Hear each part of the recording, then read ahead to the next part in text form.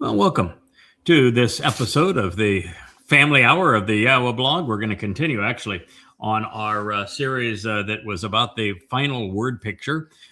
We have a partial cast of characters here. It looks like I have my good friend Kevin up there now on the steps leading to my upper patio right outside the jacuzzi. So it's probably a nice place to be on a cold winter's night. Yes, it is. Yes, it is. Okay. Change of pace for me. Okay, glad you're enjoying it. And JB, always wonderful to see you.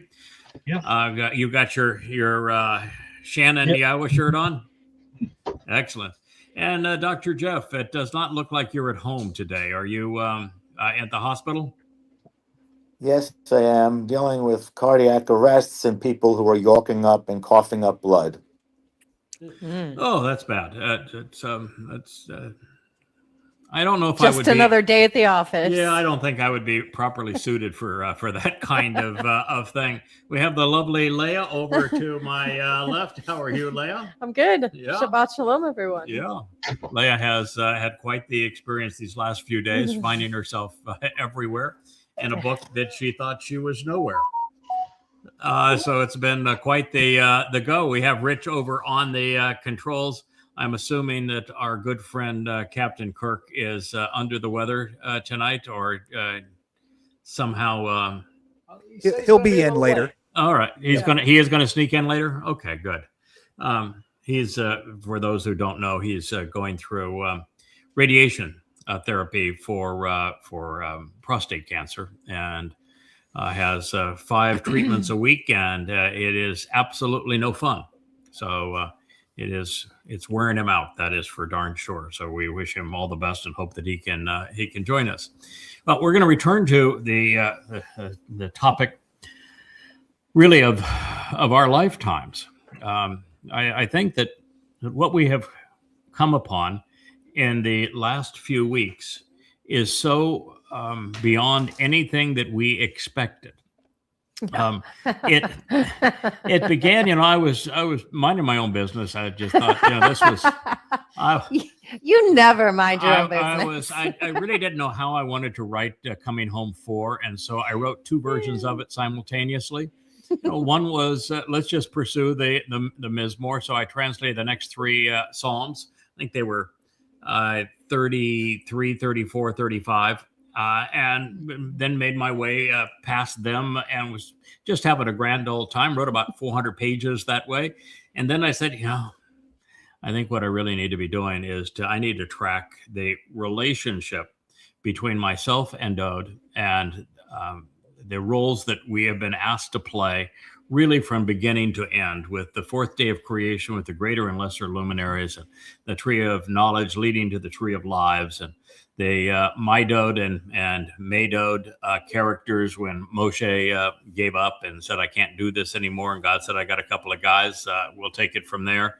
And then the whole story in Numbers 15 with the 3 animals, the ram, the bull, and the goat, resolving every problem of his people and rectifying their relationship, and how they would all work together in the end to accomplish this.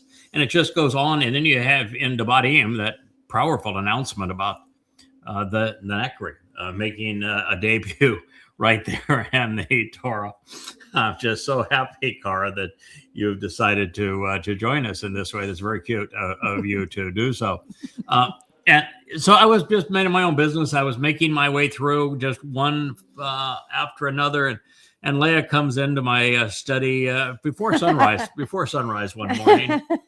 And she says, right now, you need to read the final Mashal, number 31, with me. Mm-hmm. And we read through this, and I don't know if we would have had the eyes to see it if we had come across it a year ago or 2 years ago, or much less any earlier. We would just not have had the eyes to see it. No.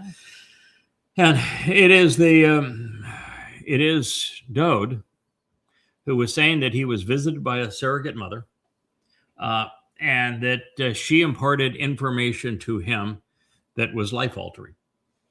And then that mother is identified. Mm-hmm. And her husband is identified, and it becomes us. You're looking at. I had to spend 3 days saying that's not possible. You can't go back in time. Here we are. It didn't make sense at You first. cannot go back in time No. and alter anything. You No. can witness what happened in the past, That's it. because that's the way that light works, light energy. But you can't alter anything in the past. And this is life altering. She tried to talk some sense into the young man and get him to think about who he was. I went back through the Mashal, and I got up to 16, and it's still the same discussion. Yeah, the Mashal It's quite long. are all written from the perspective of a husband and wife, a mother and father, providing advice to their son, all in harmony with Yahowah's Torah instructions. Yes. Yeah, it's the same all the way through these Mashal, and they're beautiful family portraits, if you will. And so you can say they were written by Dode, and I think most of them were, but they could have also been written by Shlomo in his early years, him trying to share what he had learned from his father. The problem of course, ascribing them to Shlomo is his mother was a tramp, and by the time that he was born, his father was a drunk and was a lousy father, a lousy husband, a lousy leader, lousy everything. By the time The that metaphors he he uses to describe the parents suggest a poor upbringing. was born. Yeah. So it suggests that that everything we read from Dode, actually, because of this intervention of Dode didn't listen. Back one step further. My life over the last 10 to 12 years of the 24 years that I have done this since I met Yahowah has been devoted to burnishing Dode's resume. I think all of you have been with me. In fact, I know you have long enough to know when everyone started to mock me because I had a bromance with Dode. And that grew from recognizing that he was also the Messiah and Son of God. And then that grew. Which is a marvelous thing. Yeah. And then that grew when I recognized that he was the exemplar. He was the epitome of what God was trying to achieve through the covenant. And that he also represented Yisrael, the good, the bad, and the beautiful, and the ugly. And that the next phase of that was the greatest discovery, I think, in human history, is to recognize that it was Dode who fulfilled Pesach, Matzah, and Bekodim, being crucified in 33 CE, and then taking our guilt into Sheol on Matzah, and that he wrote about it in first-person narratives, and therefore there could not have been a Jesus because Dode actually did these things, and the Jesus figure is simply a counterfeit. And that was probably 5 years ago that we came to that conclusion and was able to prove it. And ever since then, my life has been pretty much devoted to reestablishing Dode's reputation that was stolen from him by Judaism and Christianity, and to some extent Islam. But there was always this nagging heartache. We love and respect our king because he fulfilled the single most difficult challenge in human history. I mean, allowing the Romans, volunteering to let the Romans crucify you, and then having your soul go into hell, Sheol, to carry our guilt away on his own. That's the greatest act of courage in human history. And we're here because he did that. If he hadn't done that, we wouldn't even be here. And so we have been devoted, but those who are the least bit scholarly on this, all rabbis and many Christian advocates, will push back on the idea that Dode could have been the Messiah who is also our Savior because of what Dode did to Uriah, the light of Yah, when stealing his wife. And they will, in fact, we've had them post on our site. You cannot be right because the Passover lamb has to be perfect. And Dode did the following, David did the following, to Uriah's wife, and then had him killed. And yeah, that absolutely happens. And they'll say the Passover lamb has to be perfect. Yeah, well, Moshe killed a man.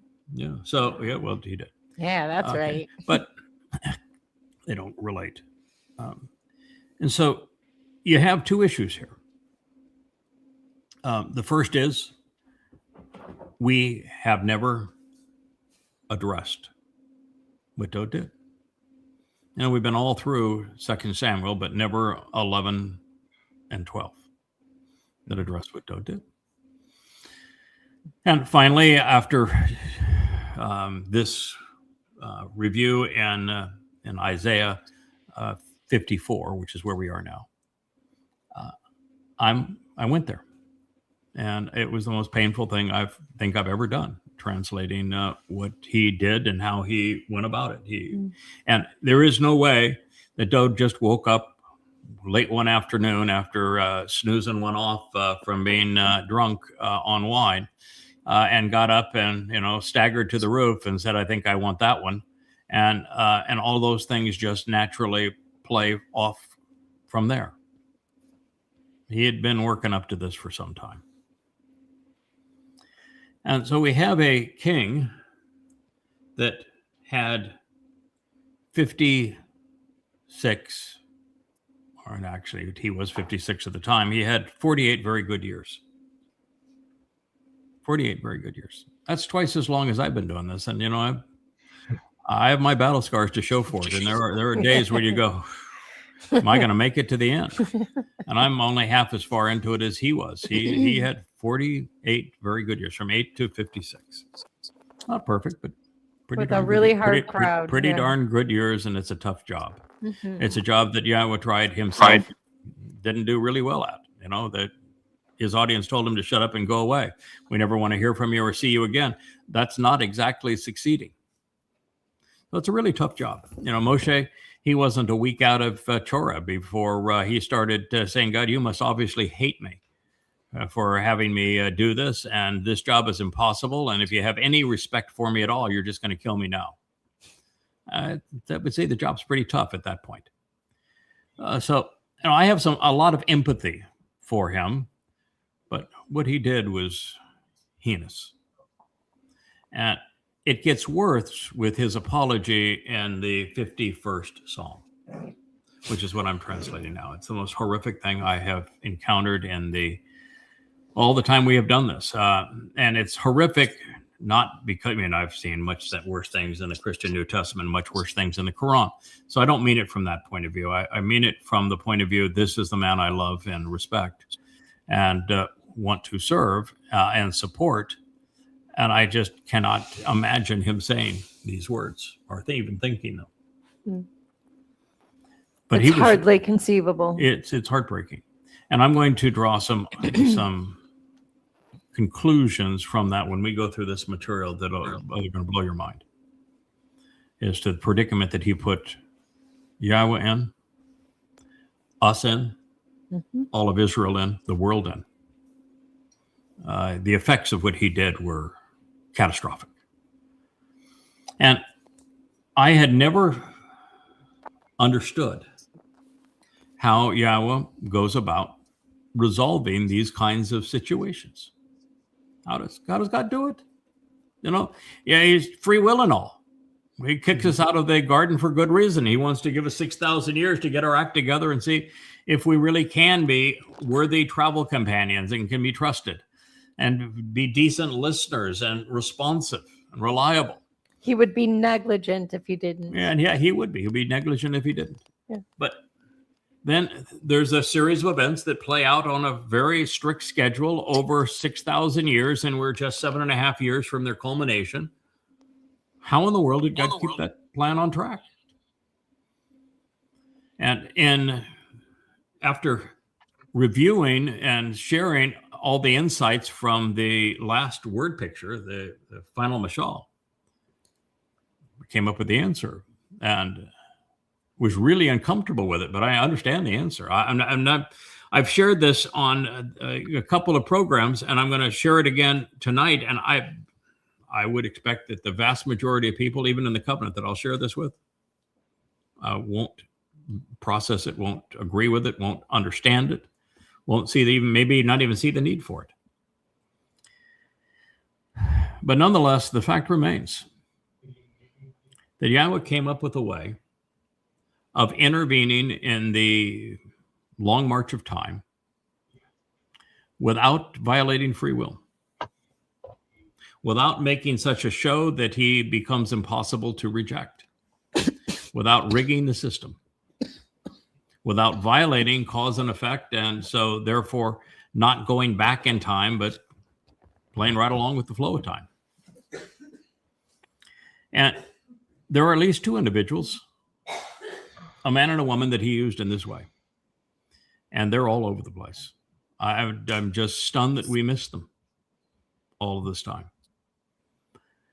But the way that God solved the dilemma with the son is that he could not talk directly to him. You know, when he rebukes him, God's not talking to him. In fact, God is talking to him even before this incident. That's why Nathan is there. Right. So God's not even talking to him. And there's no indication that they started talking again anytime soon. So God had to have a way to intervene, and he had to stay consistent with who he is. And every time God's intervened, how does he do it? Through people. Through people. With people. That is the correct answer. Through people. And he made a commitment.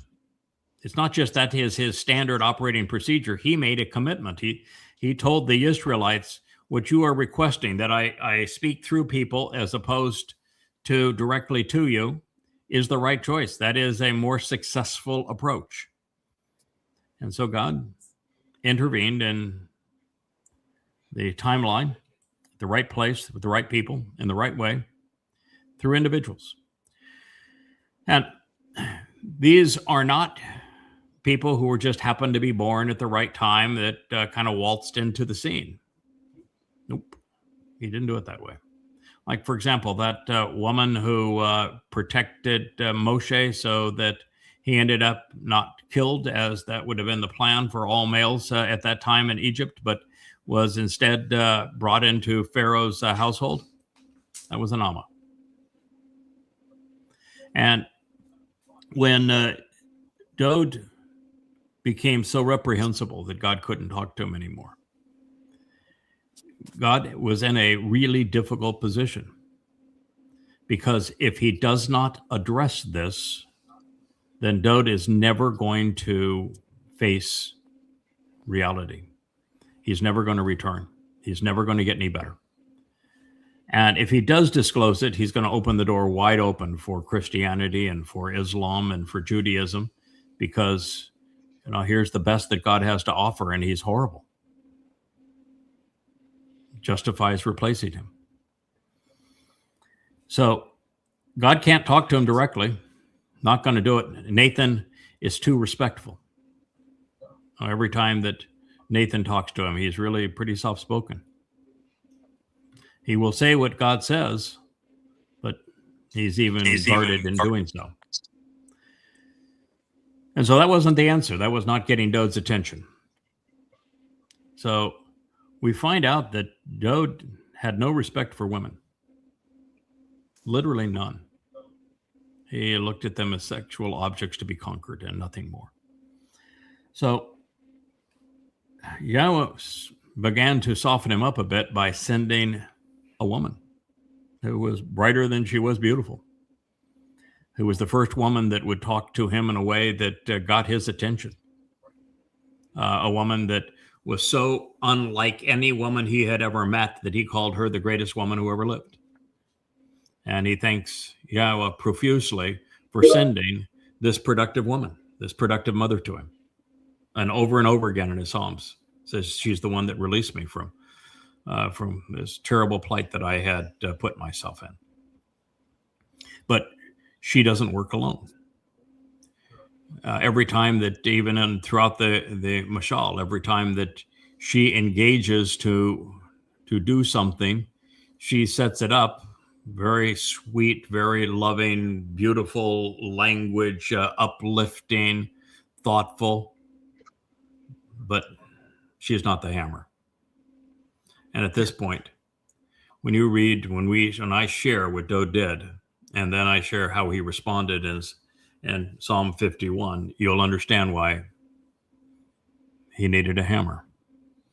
And somebody had to go and talk to him who loved him in spite of what he had become, because they knew what he would become. And that is the magic of all of this that the religious do not understand. And it is one of the most amazing things that I will share with you. So after telling you, and I'm gonna go through the example here again. I did it in the previous program, but I'll do it again, of Enoch, and how Enoch set the model for this, of going in and out of the timeline at Yahowah's beck and call. But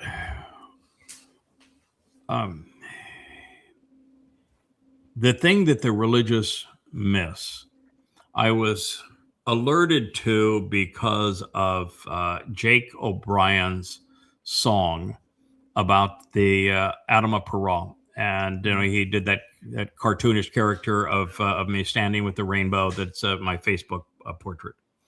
And I wrote a lovely song and introduced the Adama Perah, this bloody red man of the earth that's perceived to be the red heifer, who is a productive bull, as perfect. And he used the word perfect 4 times during the song. And my response is just to cringe. First of all, I love the song, and I'm glad he did it, because if he hadn't done it, I wouldn't have done the study. So I'm really glad he did it. And perfect is from the Hebrew word tamim. Mm-hmm. The root of tamim is tamam. However, tamim does not mean perfect. It doesn't mean flawless. It doesn't mean unblemished.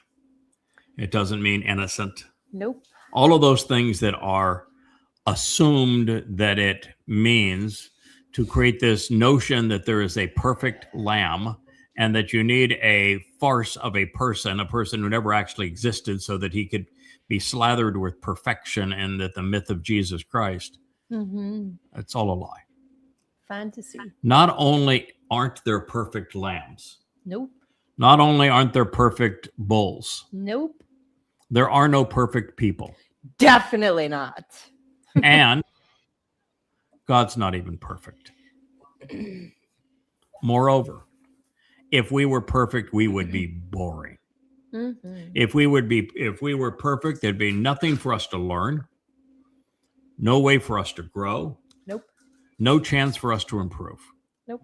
We'd never have an opportunity to prove that we were trustworthy or reliable, or we could accomplish anything beyond just being us. Eternity would be hell. Oh God, it would be hell. It's it's those. There's a lot of people that will do like the Twilight Zone series. I'm sure you've seen them love those. before.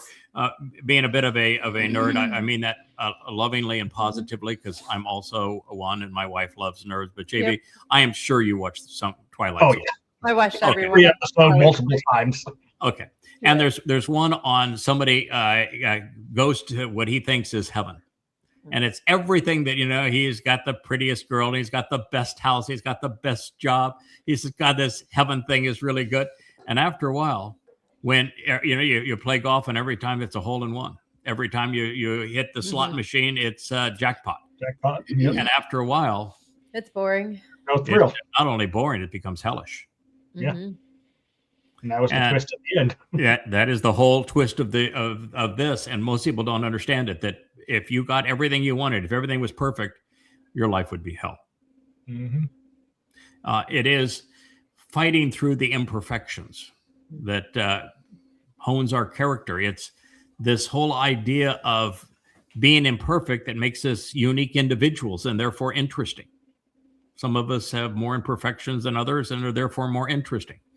I score high on the imperfection scale, and Oh, me too. therefore, yeah, You've been called the most interesting man in the world. So I have that. Yes, I have. Even by God. So it is true that I must have the most imperfections. Therefore, And by the way, and that's something that Yahowah likes. He Mhm. likes clearly. He likes lovable rogues. He likes characters. He likes So- me. Yes, and you're a character. An So- acquired taste. You are indeed, and I've acquired it. So what I learned, and it should have been obvious all along, that tamam, the actionable root of tamim, doesn't say anything about perfect. Nope. Doesn't say anything about flawless. Nope. It says that somebody completes the job. They finish what they set out to accomplish. They meet the goal. No It- religion there. It is the very thing that we have recently learned about Eden, is it not? Mm-hmm. That what God was looking for is just for us to keep on keeping on, just to show up. It's a work day. Show Right. up. Be accountable. Show me that you care. Engage. Do something, and see it through, please. But now you think, okay, well, that's a whole lot different than perfect, right? Mm-hmm. It's just being reliable, being engaged, and seeing it through. That is the definition. So the Passover lamb is the lamb that sees it through right to the bitter end, right? Mm-hmm. Yeah. Yeah. The bull that is that Adam of Parah called perfect. All it means is he gets her done. Mhm. He sees it through right to the end. Dode. He's tamim. Why?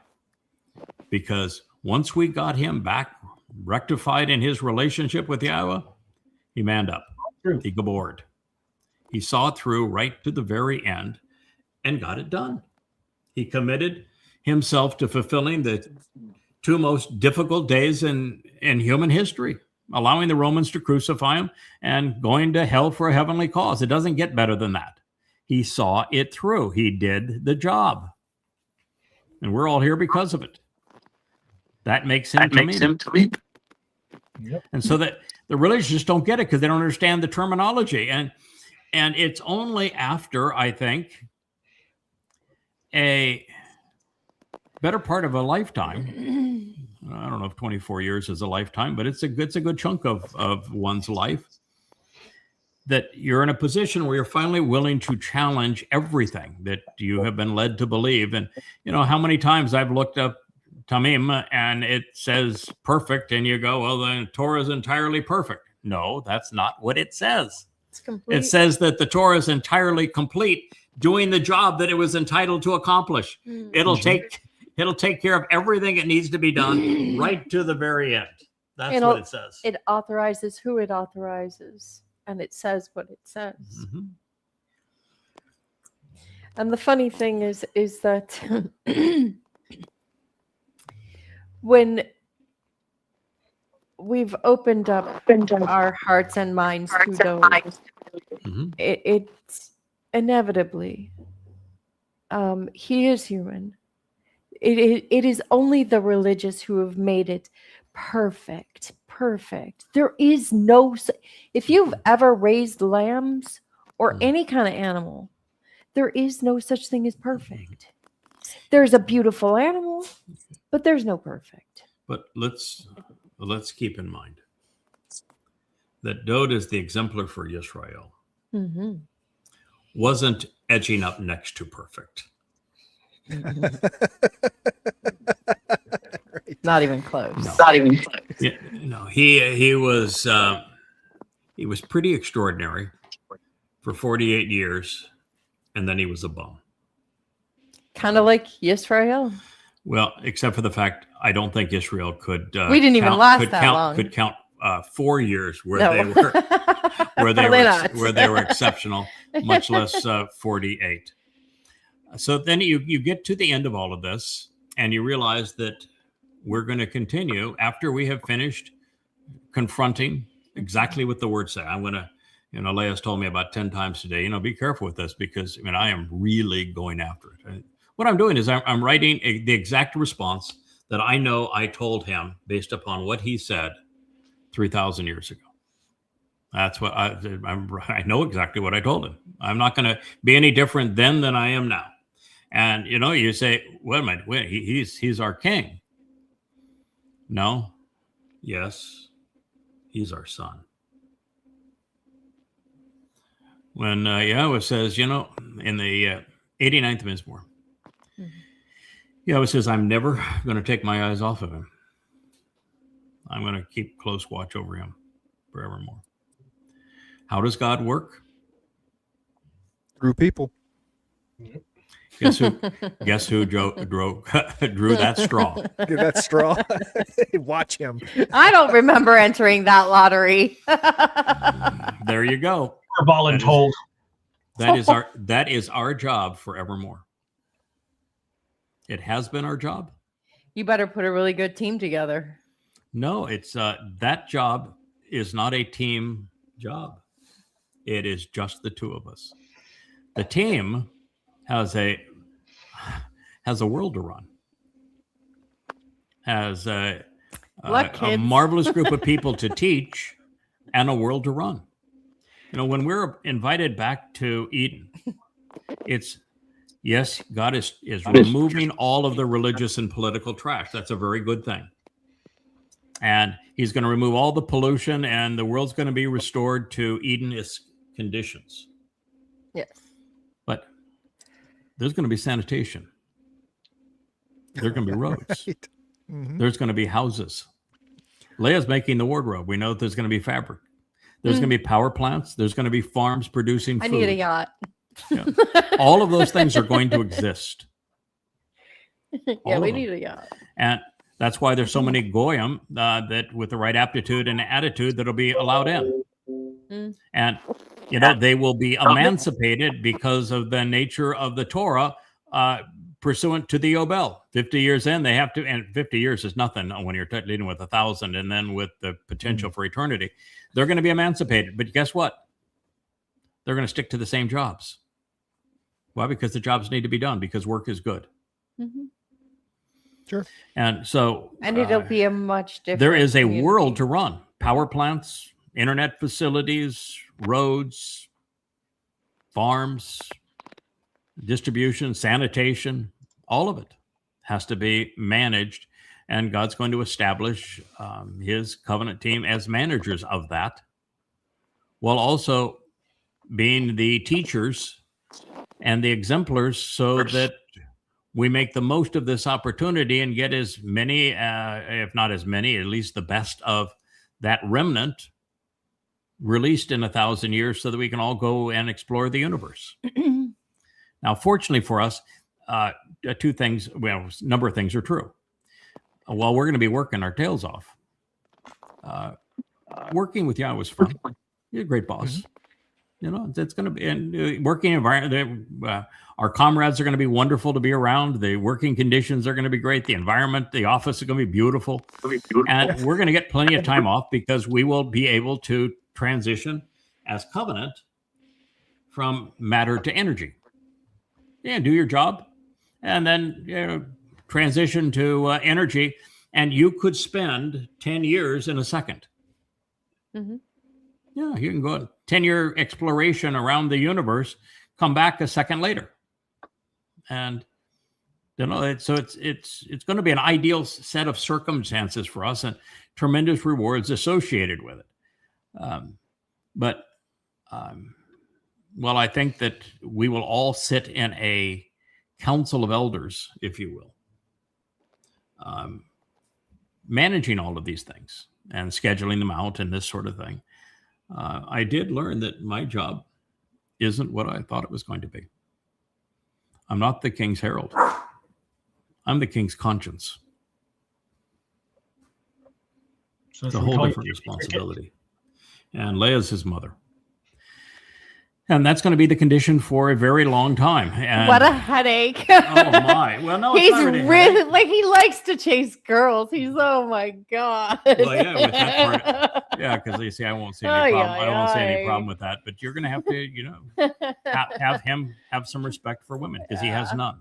None at all. Yeah, none at all. So it's an interesting realization, and And it's not starting 7.5 years from now. It goes back at least 3,000 years ago. Mhm. So how does God do that? Yeah, really. All right. So the big challenge again is getting past our Time. human perceptions and our religious perceptions. And that is that from a religious point of view, you want to be bodily resurrected, and you want to be on the comfy couches, eating bonbons and singing hymns and all that kind of stuff. And you don't want to be down there in hell where your body is being scorched, right? But yeah, that's what's promoted in Christianity, promoted in Islam, promoted throughout the society. But that's not realistic. There are no bodies in hell. There are no bodies in Shamayim in heaven either.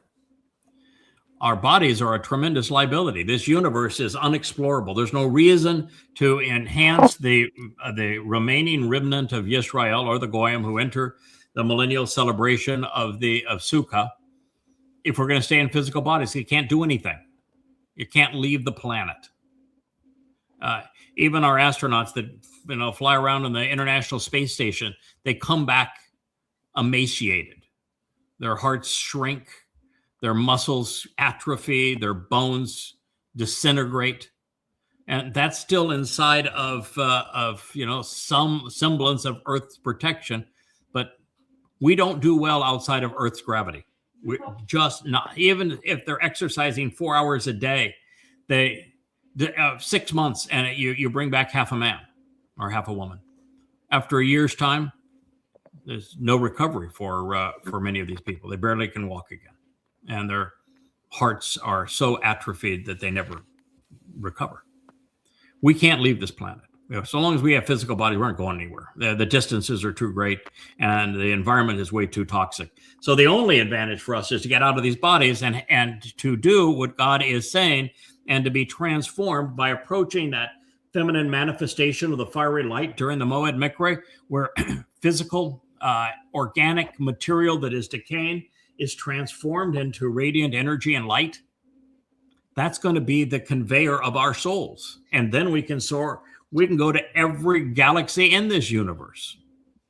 We can be unlimited in time. We can enter Shamayim. We can be infinitely more brilliant and capable and emancipated and empowered and enriched than we are now. I'll tell you why I'm in it. I'm in it to get off this swamp that humans have created that are not even fit for a worm anymore. Well, I wouldn't go there. I mean, I would be totally the opposite of that. This is a beautiful planet. It was, yes, No, it is no. a beautiful planet. This is a beautiful planet. Mhm. It's a beautiful planet. And God has given us a great gift with this planet. Yes, he has. And we will return to this planet routinely. And it's the things that we have polluted are going to be restored. So it's a beautiful place, and this is our home, and it will, even throughout all time, this will remain our home, and Jerusalem as the capital of our home. And it's going to be the place where we're going to reunite multiple times every year. So this is a The beautiful swamp place. I'm referring to is religion and Yeah, politics. no, but that's gone. You can't get away from that because it's just gone. It's eliminated. So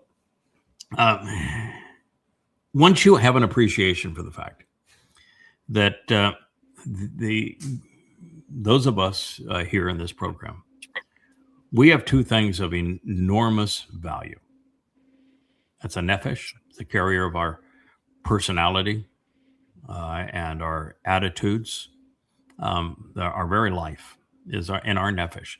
The science hasn't a clue No. what a soul is. No. Not a clue. Philosophers didn't either. They cannot measure it. They can't test it. They can't quantify it. They can't replicate it. They say, we understand how life was created, and given enough time, life will spontaneously. No. They literally so have far-fetched. they have no concept No. as to what a soul is, a nefesh soul, consciousness, animal consciousness. Not even a clue. No. And have no capacity to even determine what it is. But God created them. They exist. Obviously, they exist, and they have value. And so as the only thing humans, science has really proven about this consciousness is that it doesn't have anything to do with our brains. It exists completely separate from the physical brain. yes, That's the only thing they really know. yeah, That's really just something they don't know. yeah, yeah. I would say they know a couple of things. One is that it is separate from our physical bodies. It is distinct from our physical bodies, but its absence from our physical bodies causes our physical bodies to instantly die. Mm-hmm. So it is essential for life in our physical bodies. The moment it's gone, we're dead. And by the same token, it is not part of our physical bodies. It has no mass, and we cannot calibrate the energy. And yet it is. And it is the single most important aspect of us. It's called a nephesh in Hebrew. And the other part that is unique to every covenant member is an asoma. Yeah. And I say every covenant member because I'm convinced that even if the majority of people have one today, it is so atrophied that it is useless. The Nesama is what made Adam unique in the garden in Towrah as well.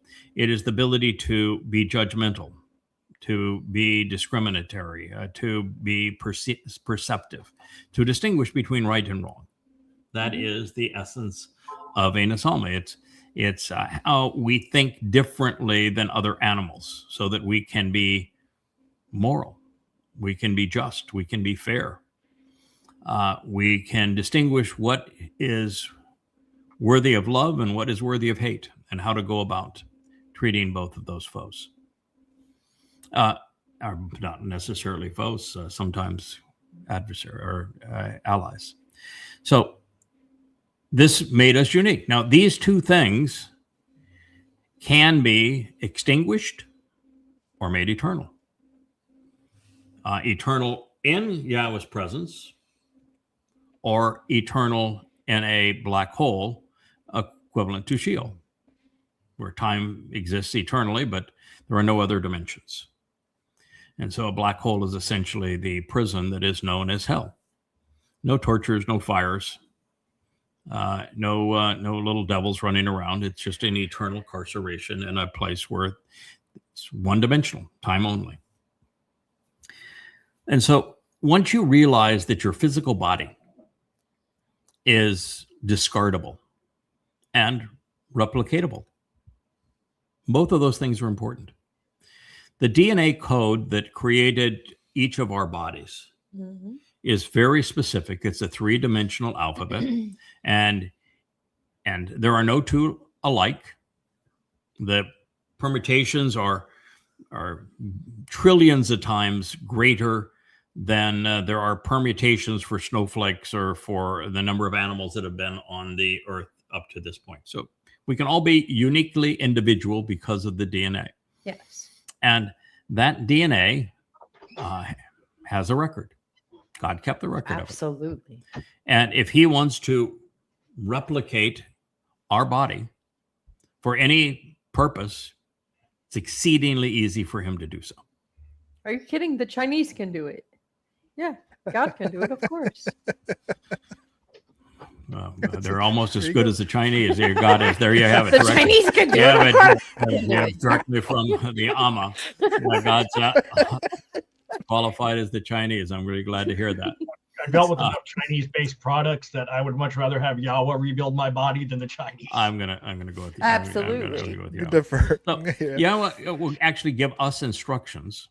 Right now, when Dode returned in a second of 3 lives, Yahowah dialed up his DNA and say, "Oh, here you go. I'm going to put your soul in a replica body, and that body's going to be destroyed. So what? I'll make another. Make Not another. a problem. When you come back, I'll make another. If you want to be taller, fine. If you want to be, there's so many combinations. Sturdier, that's fine too. Whatever you want to be. It's well, it works. Here's how you manipulate the code. It works within the haplogroup. Yes. Yeah.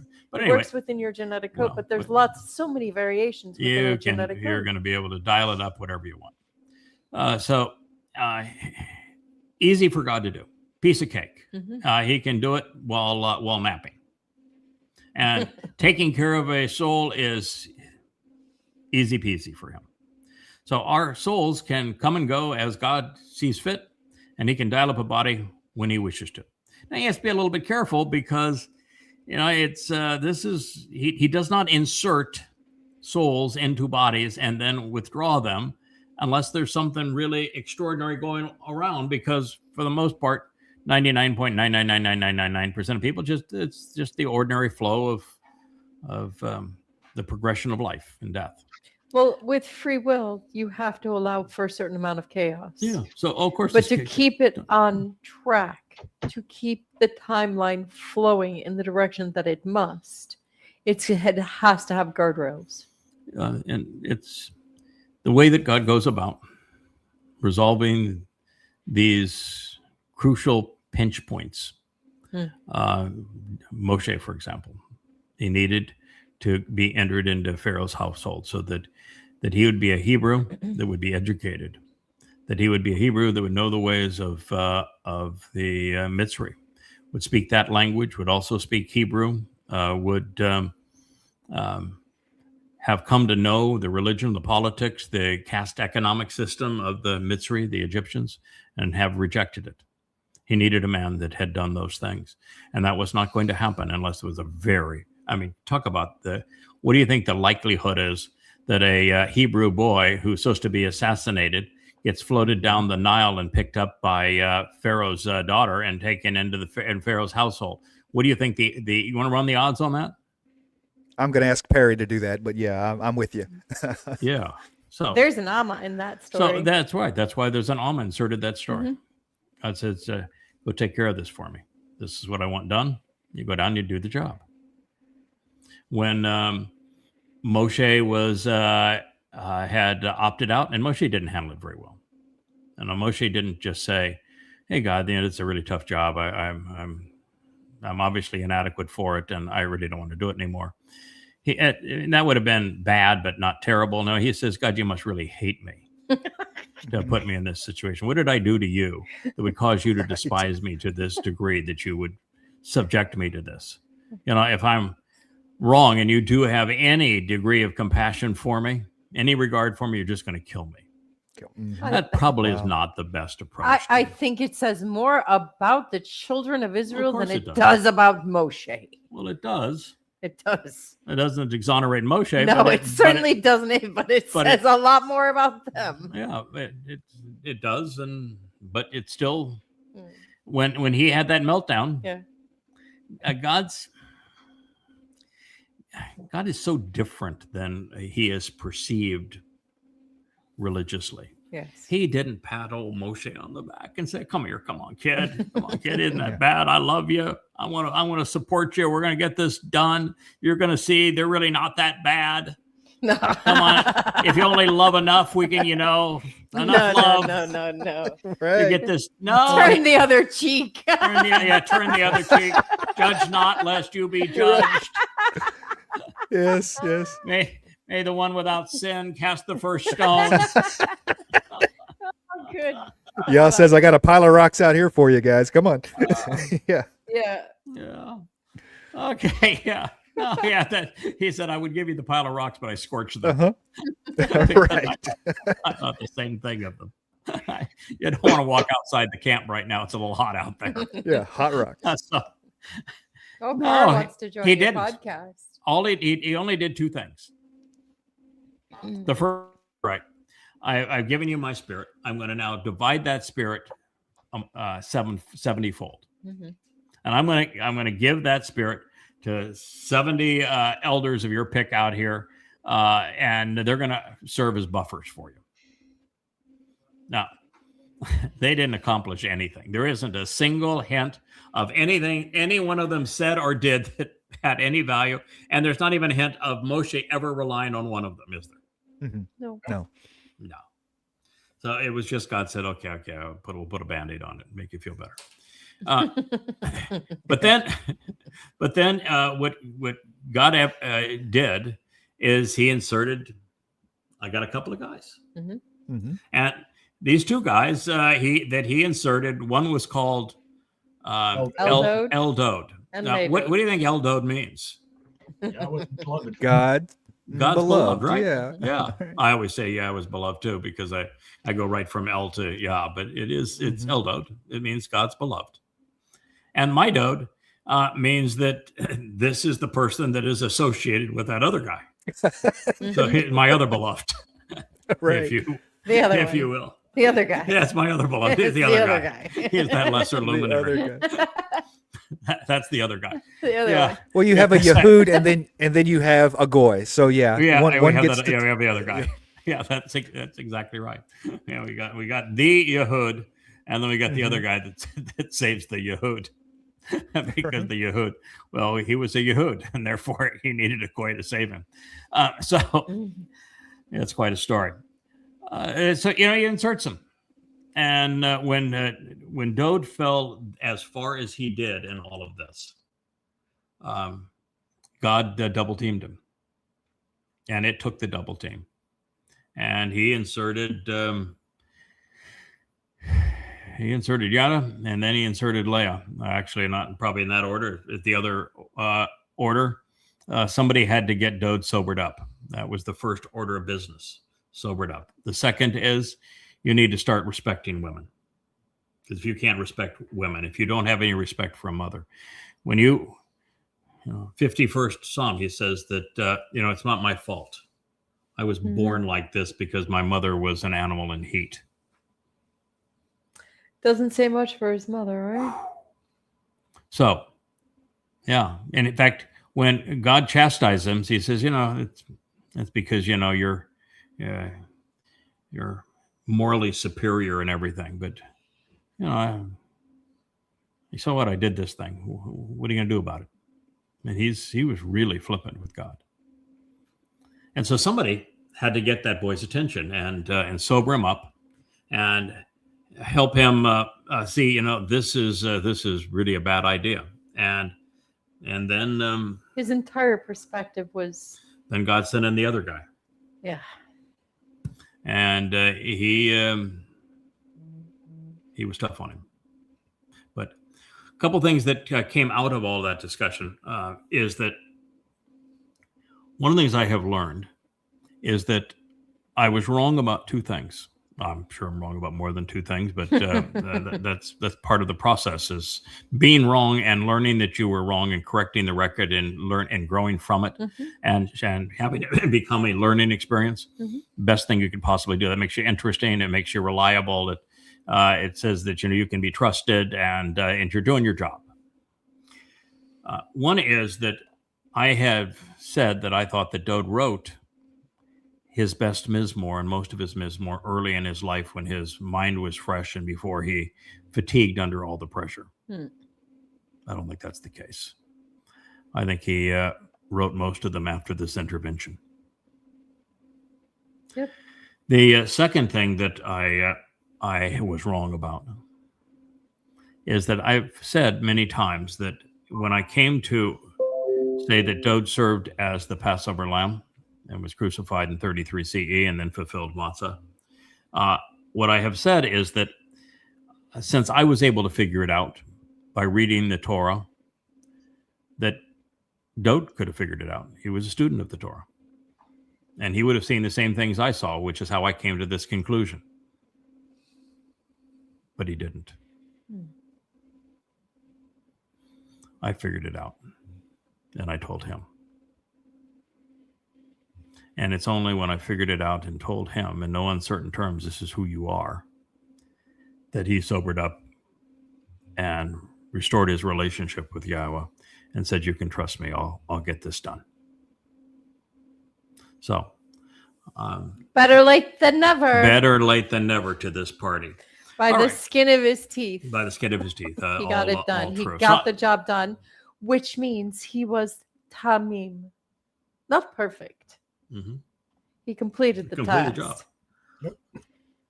And that's what we want. There's nothing more important for any of us than to finish this job.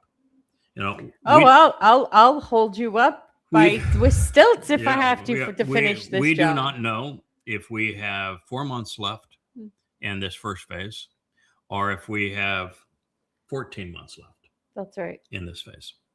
I don't know. And I don't even think I want to know. Mm. I think I want to work with both deadlines, because if I only have 4 months, I just can't get enough of this done. There's too much more to learn and to share and to write and to leave as a legacy. And 4 months is not enough time to get that done. Mm-hmm. And if it's 14 months, then we can get a lot more done, but we're also putting ourselves in a more vulnerable position, because when you do this job, you have virtually no one outside of your own family that's going to support you, That's right. because you're opposed to everything that is popular. You're Mhm. opposed to Christianity, Islam, working with God's people, Judaism, Secularism, all politics, all of them. Marxists, MAGAs. conspiracy, You're opposed to conspiratorialists, which are a huge percentage of people. academics. You're opposed to racists and to anti-Semites, which is the majority of people today. Any organization over 3 people. So you have no affinity Yeah. with any group of people.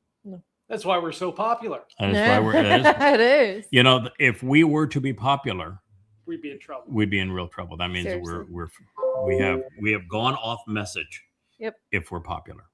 Mhm. And we have to recognize that God doesn't back down. No. He doesn't make accommodations. When Dode fell badly, God says all of these things are going to be a consequence of what you've done. And he didn't hold back. He says, the only thing I can tell you that is good news is you're never going to die. Hmm. You're never going to die. But I got nothing but bad news for you, boy. And for your people. And what you have brought on to yourself and to your people. But you're not going to die. And with all of that, then we have this opportunity for us to make as big a difference as we can. To see this job right to the last moment of Shabbat. Now, someone would say, okay, but there's 7 years after Shabbat. Well, yes, there are. And there's going to be either 2.5 or 3.5 before we're reinserted. Mm-hmm. And I just don't think there's any way for us to properly calibrate, to properly even evaluate the difference between us post Shabbat and being in Yahweh's presence in that way, and getting the kind of education we're going to get and the perspective we're going to gain, and the empowerment, all of that. I don't think there's any way to calibrate that with where we are now. Hope So- for the best and plan for the worst. I mean, Yeah. that's my idea, is hope for the best, that you come back just, empowered, and then plan for the worst, that I'm still just going to be me, and I'm going to be me and getting the job done. You know, that's the only way to look at it, because it's an unknown. Mm-hmm. Yeah. I agree. Very pragmatic. It is possible that God could bring grown men back. Both of them exceedingly well known at this point, Mhm. and for them to be nothing more than what they have been, and that being good enough. So I guess, it's possible. I don't think it's that way. Yeah. I think that the difference is going to be monumental. Me and I too. think by the time we finish that, we have another 1,000 years here to go on Earth. I think at that point, we are so uniquely special, empowered, enriched, and abled beyond, here we are. We're learning something profoundly important that no one on Earth has ever conceived, and it's a weekly event. Yeah. We are exceeding some knowledge of humanity about God on a weekly basis. And it's nothing compared to where we're going to be. Hmm. We'll be laughing at the Yeah. snail's pace Yeah, that exactly. we have been. But I can really appreciate God saying, I want you to change from spending all your time writing and correcting these books to speaking, being the living embodiment of these books. Do a vlog. Because if we were doing what we had done previously, we would never get out of correcting the books. Right. Never. You wouldn't write anything new, and you couldn't learn anything new. All you would do is be correcting what you had, and you don't get anywhere. Like Joe the other day sent me an email and said, your Babel series first volume makes statements about the Torahless one coming out of Macedonia. How do you want to deal with that? Do you want to rewrite that? And I said, no, because where are you going to stop if you start rewriting things? So here's what I want you to do. I want you to put a parenthetical, whatever that chapter is, at the top of the chapter, and to say that since the time that this was written, we have learned a great deal more, particularly from the prophet Yasha. And in so doing, we were drawn back to retranslate and reconsider everything in Daniel. And when we did, we learned the actual identity of the Torahless one. And we learned all of the events as they're going to transpire between now and then. And all of that is now presented in the Etz Sarah, Time of Trouble, Volume 9 of Yahowah. End of parenthetical. All the rest of it stays. There you go. I think that's the best answer, because if we did anything else, we wouldn't get.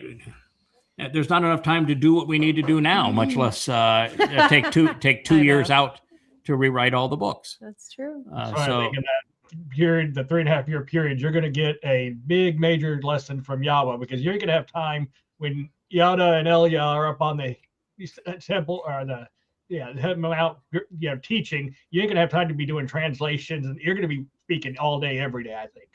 And you're going to have to already know all that. So you're going to get a first-hand lesson from Yahowah. Yeah, I mean, my hope is and expectation is we show up, and after you have a big hug and a grand appreciation and a big sigh of relief, and you say, okay, how did we do? What did we get wrong, and what did we miss that we need to know to complete this story and to be accurate? That I'm ready to go to school. Yep. Let's go. 3.5 year crash course. Yeah, this is my expectation. I say we got either 2 or 3 years. Let's get at it. What did we get wrong, and what did we fail to see that's important to communicate? But if I'm not mistaken, when we are given the new edition of the Torah for guidance, I think that there is actually going to be 2 of them. And I think they're going to serve a different purpose. I think that the Torah as it exists right now is going to be part of the fabric of that mortal remnant. And therefore, they're going to need books and programs like this to explain it. So I think we're going to continue to do what we're doing for them. And then for covenant that are now able to come and go and to go explore the universe, we're going to have a set of instructions on how to properly express free will with the guardrails necessary in 7 dimensions, so you don't go do something that's dangerous and rip the fabric of time and destroy the universe. You're going to have some guardrails. Free will is going to be different going forward. And we're going to have infinitely more choices, but yet have some constraints on our free will such that we don't do something stupid. So I think that even in that, based upon what we learned, JB, when both of us started translating and thinking, oh, well, I'll just translate. No, it doesn't work that way. The learning is based on having somebody make the connections for you, draw the word pictures for you, explain it to you. And I think the same thing is going to be true with the covenant family, going to look for elucidation. And I think we'll be writing and conveying texts on, here's the video on chapter 7 of the owner's manual, going forward and visiting new galaxies. Here's how to, the owner's manual and the video presentation on DNA. Don't do this, but these are some things you may want to try. And then on Earth, we're going to be doing exactly what we're doing now. And the Torah and prophets going right through them, explaining all of this and saying, these are the lessons. Listen, act accordingly. And So I actually think we're going to have the opportunity to do the same thing. Go ahead, JB. I said, you got 1,000 years as an open book test at the end. Yes, correct. Yeah, it's what is so amazing about this open book test is that while there are correct answers, and we're expected to know the questions and know the answers and to provide the correct answers, the test is far more than that. That, you see, when Abraham took Yishak up Moriah, and I've always referred to that as the test to confirm the covenant narrative. Did God probe him with a bunch of questions? No. No. So it wasn't a test in that regard, was it? No. It was a test of tamim. Are you willing to see it through? Mm-hmm. These are my instructions. Are you willing to see it through? That's the test. He lifted the knife, didn't he? Mm-hmm. And then God says, you passed the test. Now I'm going to provide my son. So let's have a great meal. Let's enjoy Passover. All about understanding the plan and what's expected for us. But that's the test we're all expected to pass, showing that we're willing to listen, do as God asks, be responsive, and then be reliable. So I do want to return to where we were, and I want to begin with the first statement of the 54th chapter of Yasha. And I want to introduce it a little differently than I did previously. This is celebrating a barren woman who's supposed to be joyous. So why would God make a big deal of one woman? Because this whole thing is one woman. We're going to go through like 12 statements. It's always female singular. All right. Why would God make a big deal about one woman who's now having kids after being barren? What's the reason for that? What do you think? Rich? I'm not sure. I haven't told you the answer during lunchtime. Then I obviously wasn't paying attention. Oh, wow. Okay. So I'm making a big impression. All right. Well, there's a kind of a lot going on. There is a lot going on. That's fair. There's a That is lot fair. going on. That's true. I would agree. Look, it's wearing Wookiee out. The reason is that for 3,500 years, There have been no children. Israel had stillborn children. Mhm. There were no covenant children. No. That's the reason.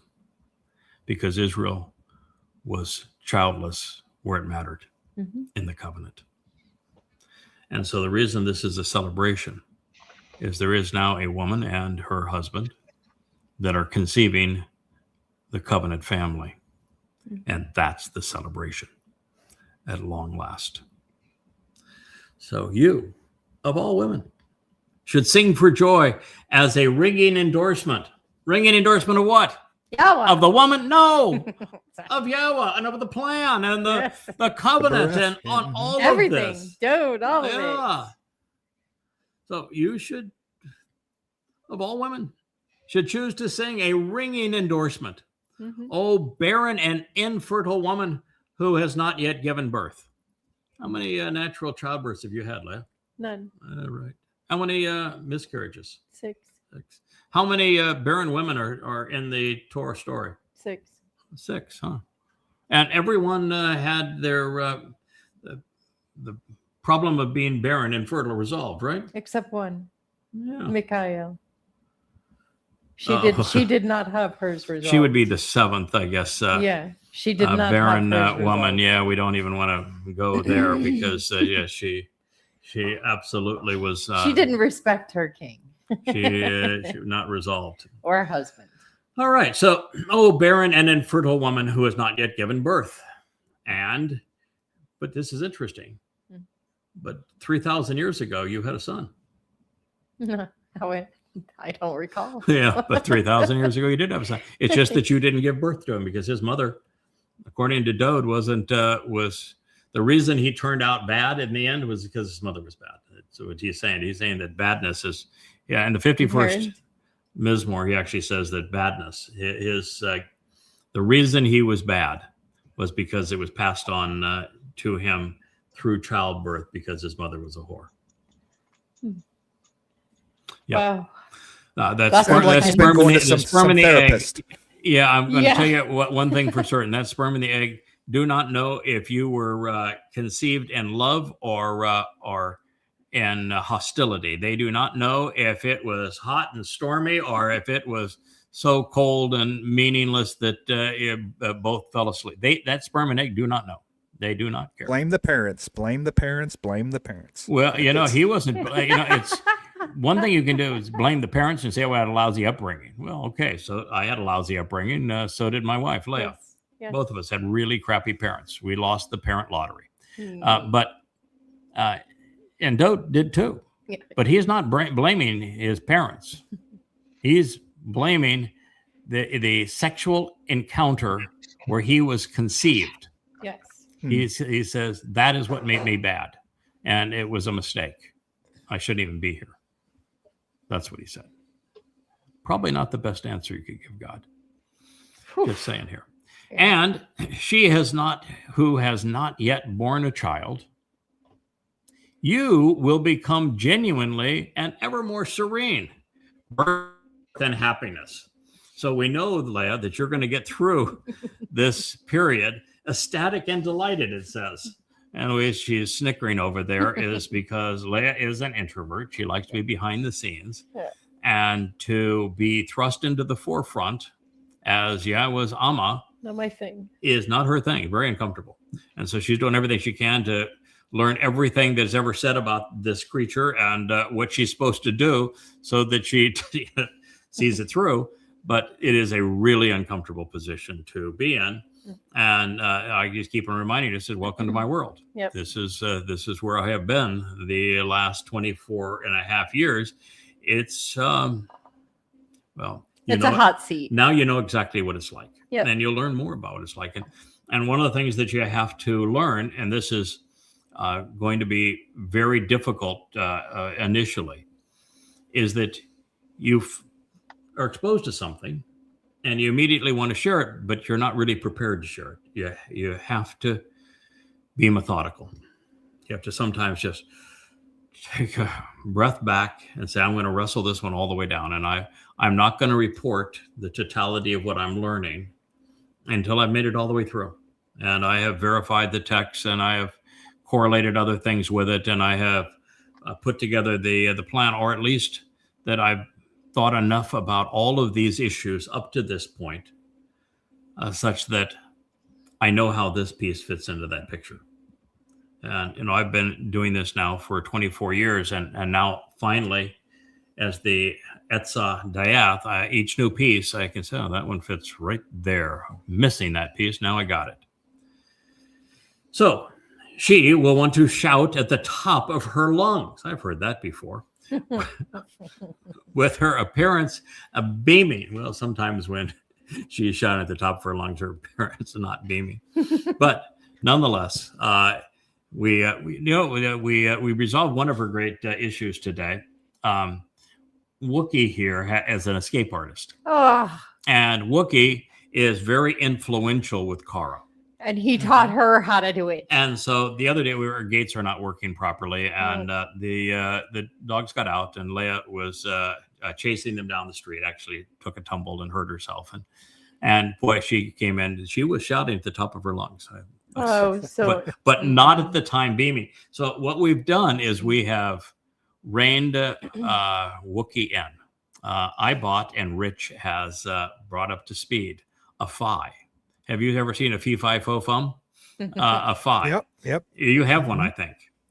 And I you do. you on a GPS, you paint your property, and it will send you a text and say Fee-Fi Fo-Fum has escaped.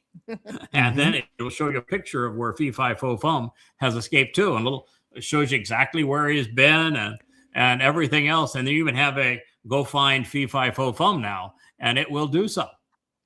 Right. So We now have a text message that when Wookiee escapes, we're going to know it. Yep. And yeah, the car saying, really? So indeed, a great and abundant will, or excuse me, indeed, great and abundant will be. I'll learn to read next week. Yeah, I'll be much better at this job when I can read. For indeed, great and abundant will be the children of the Shamim. You're a Shamim, desolate woman. Mhm. Shamim means deserted. Abandoned. You were deserted and abandoned, weren't you? Mhm. You had, in fact, you are one of the very few women. It does happen, but it's not even 1/10 of 1% No, of it's marriages a very where small the husband percentage. doesn't go for a divorce. Just leaves. He just leaves, totally abandoned and deserted. You don't even know what country he's in. Not anymore. You wouldn't even know if he's alive. I tracked through like 6 or 7 countries and then I just stopped. Okay, well, 6 and 7 countries, that's a lot. It is. So you are actually a deserted and abandoned woman. Mhm. But I found you in Lost and Found. Yeah. I found you in baggage claim. Not many people that have found their wives in baggage claim, lost and found. I was not in the Lost and Found, sir. Oh, I okay. found you actually. Oh, and actually, you found Asher. Asher. Yeah. So, Asher Dasher. yeah, Asher found Ashar. For the Shamim, the desolate woman, Mhm. from the children of Baal, the husband to whom she is married. You know that Shamim was written as the call participle. So we're progressing in our Hebrew grammar. Both Shamim for abandoned and deserted woman and Baal, husband, are not strictly nouns. They are verbal nouns. And they were written under the participle. So as the participle, they're an actionable title, is what you would say. So she's married to Baal. Mhm. Her husband is Baal. It is to Baal to whom she is married, which is a kind of a nice tie-in, not only to most of the Mashal, where this woman is married to Baal, but that it is brought up 3 times in the last word picture, and it actually tells her that her Baal is Yada. That's pretty. At that point, you're saying, okay, I'm probably not going to wiggle out of this, and that she is a seamstress and a fashion coordinator, and I'm a merchant trader, and you're going to say, all right, so he's been there, seen that. So here it is. For indeed, great and abundant will be the children of the Shamim, this deserted and abandoned woman, from the children of Baal. In other words, her children are my children. Mhm. They're our children. Whom she is married, says a guy who ought to know. Yahowah. So this is not a. I have a lot of respect for Yasha. We're buds. My favorite prophet by a long shot. He wrote the book on how to properly choder, and I wouldn't doubt anything the man says, but the man ain't saying this. This is Yahweh saying it. So Yahweh was telling us all about this woman. Now, at this point, I took a little bit of a departure, and I wanted to share the story of the woman who is. Well, we have Kirk who has just entered the picture. Hey, Kirk, man, he is alive. Didn't mean to interrupt. I'm sorry. I was trying to sneak through the cracks. Wow, it's been a rough week, I would imagine. It's yeah. It just every day is more fun than the last. A lot of drugs. Say yes to drugs, huh? More than gabapentin these days. Oh, yes, sir. Oh, Humble. yes. Yeah, I bet so. You have a countdown calendar. We call it an advent calendar, but we don't do that sort of stuff. But you have a countdown calendar, and how many more of these? Yeah, I think I have 11 now. 11. Okay. Yeah. They don't kill me by that time, then I'm gonna live. 2 weeks, right? 2 weeks, but they have a holiday, so it's one more day after that. So it'll take just a little bit of time. So 11 Wow. working days Wow. somewhere. And then they're going to give Sorry to it interrupt. Y'all doing good. no, and then they're going to have an I'm just- assessment on. I'm We love you, taking notes Kirk. and No. everything. Yeah, no, we love you, Kirk. We Well, I love we're- y'all, we're too. so- you can see we're delighted to have you here. Thank you Um, very much. Yeah, so Hey, we're JB. and we're Did you Oh, see how much everybody else? baby Carl loves boba tea? yeah. What? Yeah, wow. we we have two spoiled dogs. Not that you would know anything about that, Kirk. No. No, no. Mine are not Which spoiled, dog no. likes boba No. tea? No, anyway, welcome, Thank you. Kirk. Thank you. Shabbat shalom, Kirk. Yeah, Shabbat shalom. Shabbat shalom. Well, I appreciate it. Thank you. So I wanted to do just a quick review of the women who were barren and see if we can learn something from them. I went over this material before, but we get I think, a much better response to this Family Hour program, and I think it's a better learning experience because we can all chime in and contribute to it. So I'm going to share first about Sarah. She is the most famous of all barren women, probably in the history of the world, right? Yeah. Yeah. Then God said, with unfolding implications over time, to Abraham, this should not be seen as troubling or wrong or bad. Al-Ra'ah. Now, when God uses Ra'ah, it means this is bad.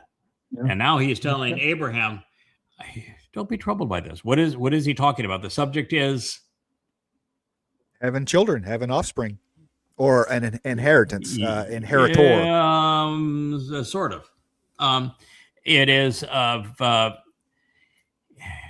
Sarah tried to fix the problem of her being barren by providing a surrogate, and that surrogate was Hagar, and she gave birth to Ishmael. Yep. And God says, no. Listen, I happen to be God. I've got a plan. That's not my plan. We're not going to do it that way. But Abraham said, hey, man, that's my kid. I had a kid. Finally, I got a kid. You know, and this is going to be my inheritance is going to be given to this kid. And God says, no, No. absolutely not. No. It's not going to happen that way. You know. This keep was in mind strike here, two, right? Abraham, Because you're a good guy. We're become friends and everything. But But I happen to be God, and you happen to be a human. Okay, so no, we're not going to do it that way. Okay, I picked you out. I'm going to do it. I'm telling the story. Could you just go along with the story? As that other guy would say, just go with the words lead, please. Everything's going to work out if you go with the words lead. He has this kid, and now he finally has a kid through Sarah. Sarah gives birth to, after laughing, mocking at God. Boy, don't ever laugh at God if you don't want him to laugh back at you. He said, okay, you can name the kid Laughter. And I don't care if you're 80 years old or if he's 100, you're going to have a kid. And this time next year, we'll have cheeseburgers and talk about it. When Sarah was feeling all good about herself and saying, well, now I have the child of promise. This is the kid that's going to have the covenant. And Hagar and Ishmael are mocking her, saying, yeah, but right now the apple of Abraham's eye is Ishak. It's my kid, not your kid. Abraham liked the kid that was, a teenager and able to help and go out and do stuff with him, do father and dad stuff. And, Ishak wasn't at that level yet. And so they were mocking Sarah. And Sarah didn't like that. She shouldn't. And so Sarah had said, send her away. Doesn't belong. That we have our own household now. We have our own family. This is what God has promised. Send her away. This is nothing but trouble. So now God is responding to Abraham, and he's saying, hey, Abraham, there are unfolding implications of this over time. We've talked about this. This should not be seen as troubling or wrong or bad to you. This is really a good thing, Abraham. What's the opposite of bad? Good. This is a good thing, Abraham. For regarding the child and pertaining to your Amma, did you know that Sarah was called an Amma? She was. Why? Because what Alma means is productive mother. She had become a productive mother. And she was a productive mother, not because she was able to conceive a child, but because she knew how to raise that child. And she was going to raise that child in the covenant, which means she had to remove Ishmael. Ishmael, who did not belong. No.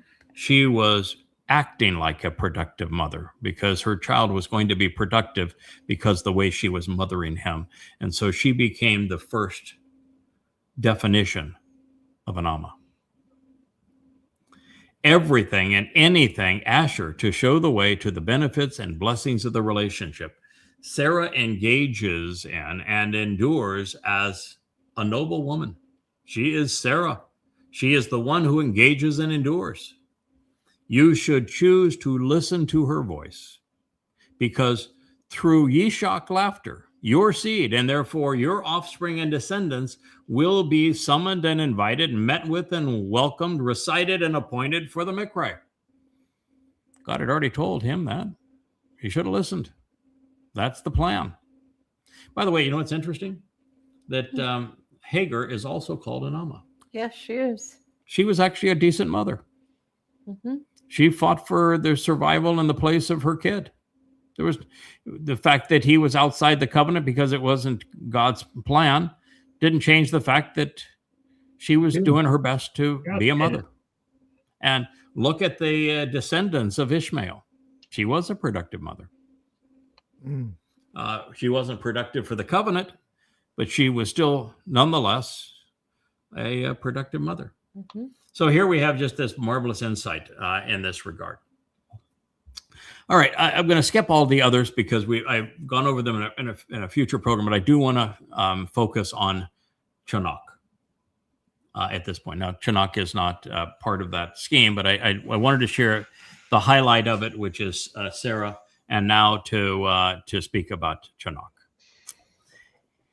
He has more of a working title than a name. As a working title, this name that we have rendered as Enoch is based upon a verb that tells us a great deal about him. And that means that he was prepared, he was trained, he was properly positioned, he was deployed. He was deployable because he was trainable. God put him in, he did his thing, he was removed. And that is the plan that God would have going forward. Now, in conjunction with God, their offspring would include a man named Methuselah. You know what that name means? Man sent out as a stem. You ever heard of one of those? Sure have. I know a guy. It would be the Towrah, huh? The tree of knowledge. He would have an offspring named as Methuselah, a man sent out as a stem. Of course, therefore, explaining how the Towrah would be derived from. Oh my gosh, is that this. why he lives like 900 and something years? Or Yeah. Well, Oh, no, he wow. lived 365 years. oh, Explaining how, Methuselah, did live all those years because he pointed the way to the tree of lives. He was the longest lived man, and therefore that's the story of him. As for Chanakh, it was 365 years, and Methuselah was, he was the longest lived human, which means exactly that that stem pointed to the tree of life. So he had the longest life.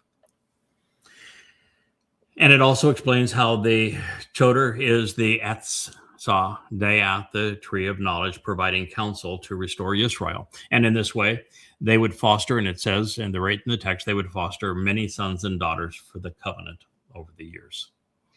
Now, given the fact that that he would live for 365 years at a time when the Hebrew calendar was 354 days, I think that time because that's a very precise number It is. of the solar year. I think that the time it suggests that he in another life would correlate God's calendar with man's calendar. The first time that's been done. Therefore, following the clues, it appears that whatever time, place, or title of Yahweh's choosing, he or sometimes she would be inserted into the ordinary flow of time by Yahweh, then removed, returning to God, awaiting the next deployment. Not interfering with the orderly flow of time, having no negative effect on cause and effect. And no memory of it. No. No. You It's a go clean in, you're slate every properly time. trained and equipped for that particular mission. You're in, you're You out. accomplish the mission, and then you're withdrawn. Mhm. But everyone has to have at least one normal life. So even those souls have one full normal life Complete. where they have the opportunity to demonstrate that they can learn and grow and mature and be what God has expected of them and what he has said of them, and they'll represent who he has claimed of them. So here's Chanuk, the text regarding him, and it's not much, but it's a lot. Chanuk, trained and prepared, dedicated and deployed. Boy, is that ever a sweet spot for exactly what we're conveying here. Was unfazed by external human influences in his consistent walk through life. So do you know how I came up with he was unfazed by external human influences? I mean, walk through life was easy. The verb is halak.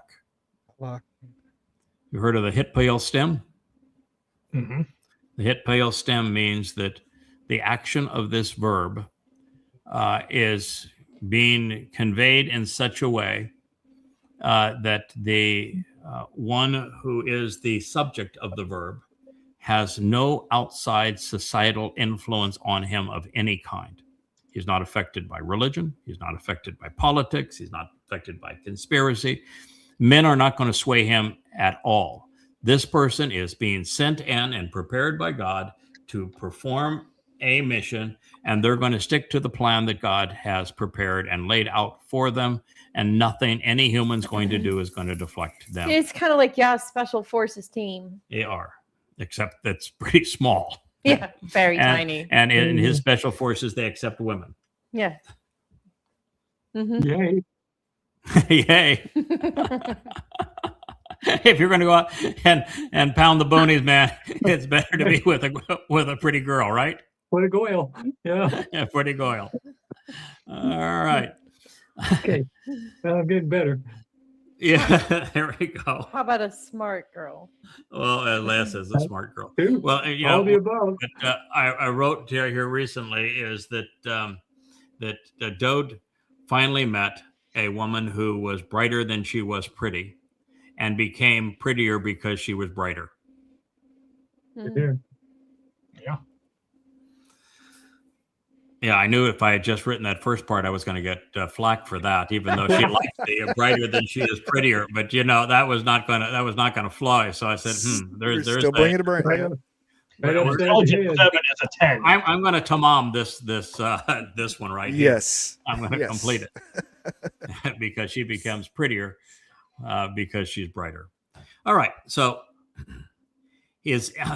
was unfazed by external human influences in his consistent walk through life with the Almighty.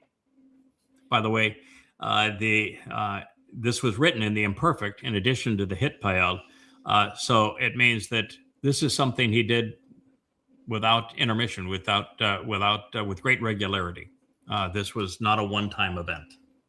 This was not one and done, as they say. It was not written in the perfect, written in the imperfect. Afterwards, he delivered with him Math-ush-shalak, a man sent as a stem. So afterwards, there would be a Joder. At 300 years. Then he fathered other sons and daughters.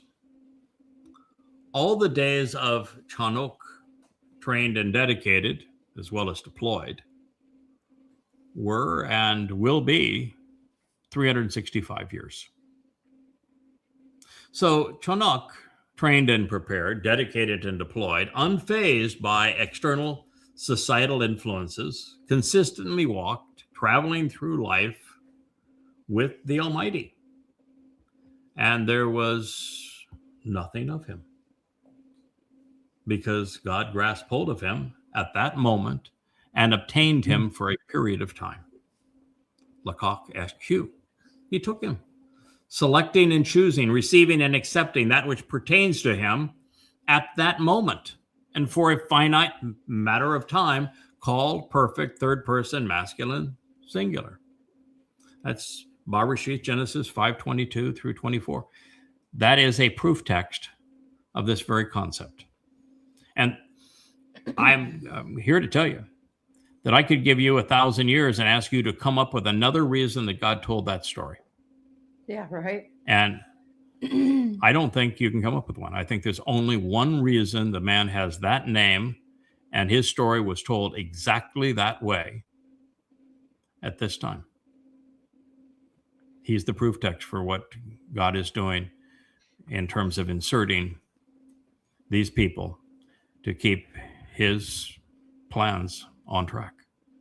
There are a million conspiracy theories about who this person is and what they Enoch? do. Yeah. Oh, yeah. Well, there's a reason there's a gazillion conspiracy theories on Enoch. Has become some dunderhead in probably the 5th century BCE, robbed him of his name and wrote the book of Enoch based upon the man's name, because it was an interesting character, having no idea who he was, and he wrote a bunch of religious rubbish. And so because they skew angels having battles and Nephilim being giants and that sort of thing, they just have all sorts of Enoch makes theories. Job seem credible. That's how That's yes, yeah, it kind of does. Yeah. The book of Job is a farce. The way that the book of Job casts Yahowah is exactly as you would expect Satan. And that's the reason why I realized the book of Ezekiel was a farce, is that God is not the way that Lord is pictured in Ezekiel. In Ezekiel, there's 25 ways to kill a Jew, and there's 2 horrid rape scenes, and then he completely changes all 7 of the Moed Mikre, and then builds this colossal monstrosity using the copper con to pave over everything that was Jerusalem. The Trump Tower, if you will. And so you realize it's not from God. Same thing was definitely not from Yahowah. Yes. So the plan, I think, is ingenious, that God can infuse any situation with whatever influence and incentive or protection is needed, keeping everything moving forward without violating free will or cause and effect. Every insertion becomes a teaching opportunity. He continues to work with and through his creation, which is his style, and commitment, rather than overpowering his creation, which when he didn't work out at all. Moshe, Dode, Shalomo, Yasha, et al. Could speak confidently about the Nakar, this observant foreigner, and the Amma, productive mother, because they had seen him in action. So returning to the Shamim, the abandoned and desolate woman whose husband is Baal, who are having this boatload of kiddos in anticipation of her prolific addition to her family, we read, you should want to enlarge. It's time to build, make the nursery bigger. Somebody, we need to build an addition on the house. You should want to enlarge the place to take a stand and to arise of your brilliant dwelling place for your household. And the sheltering curtains of your tabernacle spread out. Now, the first is that God's covenant family home on Mount Moriah, which would be the standing place, needs to be bigger than the original one. And I think it's going to be monumental, not so much in footprint, because I don't think it's going to exceed the footprint that it previously had in terms of lateral dimensions. But I think it's going to be taller, and I think it's going to be made out of light. And what it's saying is that it does need to be expanded. I'm actually convinced that the final version of this is going to be a hypercube. I think it's going to be a multi-dimensional structure. That's what I was just about to say. It's going to be multidimensional. Yeah, and because it's a hypercube, you can expand it, but still keep the same footprint. So I think it's going to be a hypercube. And we know that Dode's making it at the end, so it's and he is as brilliant as the sun, and the mercy seat that will take the prime position in it is going to be as brilliant as the sun. And this is the reason for our seamstress making a curtain. She specifically said, "You need to make a curtain. There was a curtain before. Got to make a curtain. But I'm going to let you make the curtain. Dode gets to make the house. You get to make the curtain." So enlarge it, make this a beautiful, shining dwelling place, but have the curtains for the tabernacle. Otherwise, you're going to go blind because it's going to be really bright in there. And spread them out. Do not withhold. This is the hypercube thing. This is JB. I think you're right. Do not withhold dimensionality and increasing your cords for the remnant. This is mithar, and mithar it does mean strings, but it also means those left behind, the final remnant of Yisrael. Then elect to strengthen, toughening, and hardening your tent pegs. Now, I want to tell you, we're not talking about tent pegs here. We're talking about something that's is essential to Yahweh's name. The tent pegs was part of His name. Okay, there, Wookie. And what is being hardened and toughened up are the entrance during the millennial Shabbat. These the mortal remnant, because if there is wishy-washy and as useful as Gen Z, we're in trouble. Big trouble. So it's part of our jobs. Toughen them up, harden them, chazak them, make them firm. More intense. We need. Too bad we don't have Dr. Jeff here. It's his favorite word. We need more shazak around this joint. Yeah. Indeed, you will give birth, creating a significant increase and spreading out to the right and to the left, to the south and to the north. Okay. When we're positioned here on the Temple Mount, the standing place, right and left matter. Because the orientation of the temple is what? East. East, west. So left happens to be the column named Boaz with strength. Jachin is the one on the right that represents Dode, the one who will finally overcome. And to the right is the city of Dode, correct?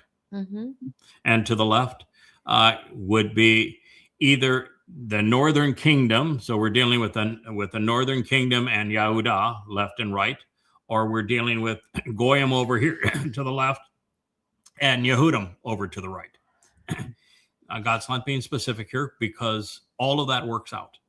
And I think that we have to include with the Boaz column there on the left side that there are going to be some Gentiles there. And that's good.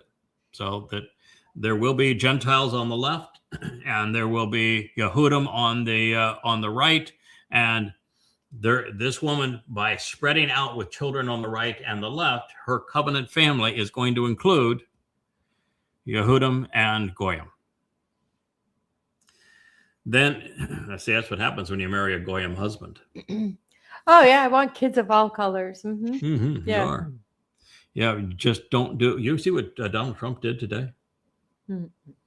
You guys see that, what he did today? Yes. Unbelievable. Trailer Absolutely. trash wouldn't do something that. I mean, I would not expect somebody with a third grade education that is a welfare sucking trailer trash to do that sort of thing. He depicted Mashal and Barack Obama's heads on monkeys and made the post. Yeah, there was a video of something. I haven't seen it or watched it, but I have seen the post throughout Facebook and making all the social media rounds of, yes, the fact that he posted it, he reposted it. Yeah, it just absolutely ridiculous. I mean, this He's was a the guy that clown. had the. He's a clown.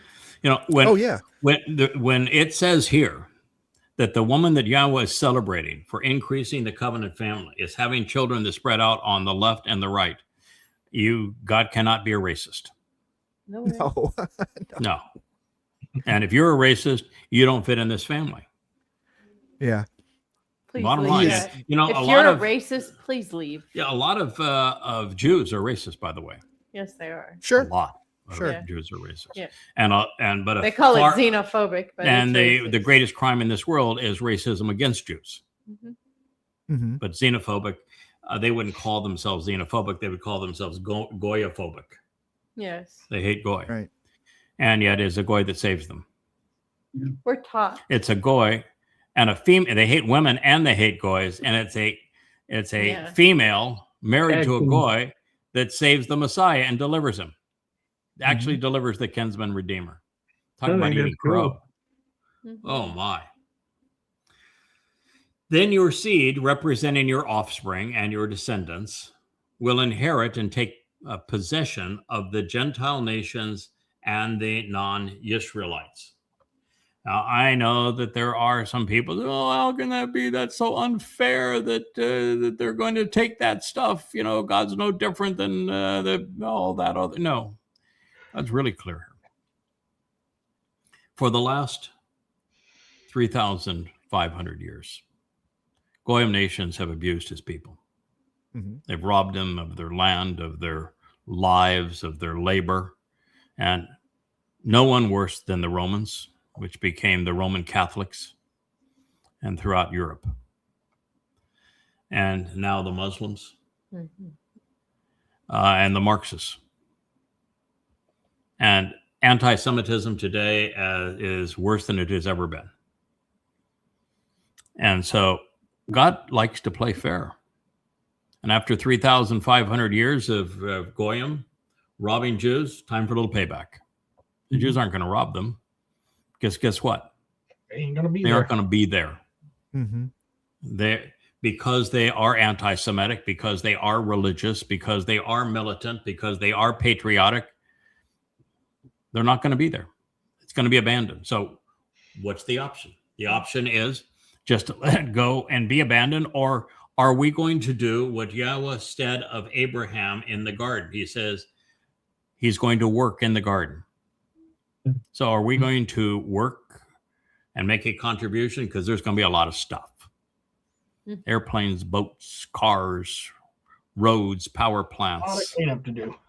lots of stuff, man, right? Well, And- the paintings. And so what he's saying is that if you're part of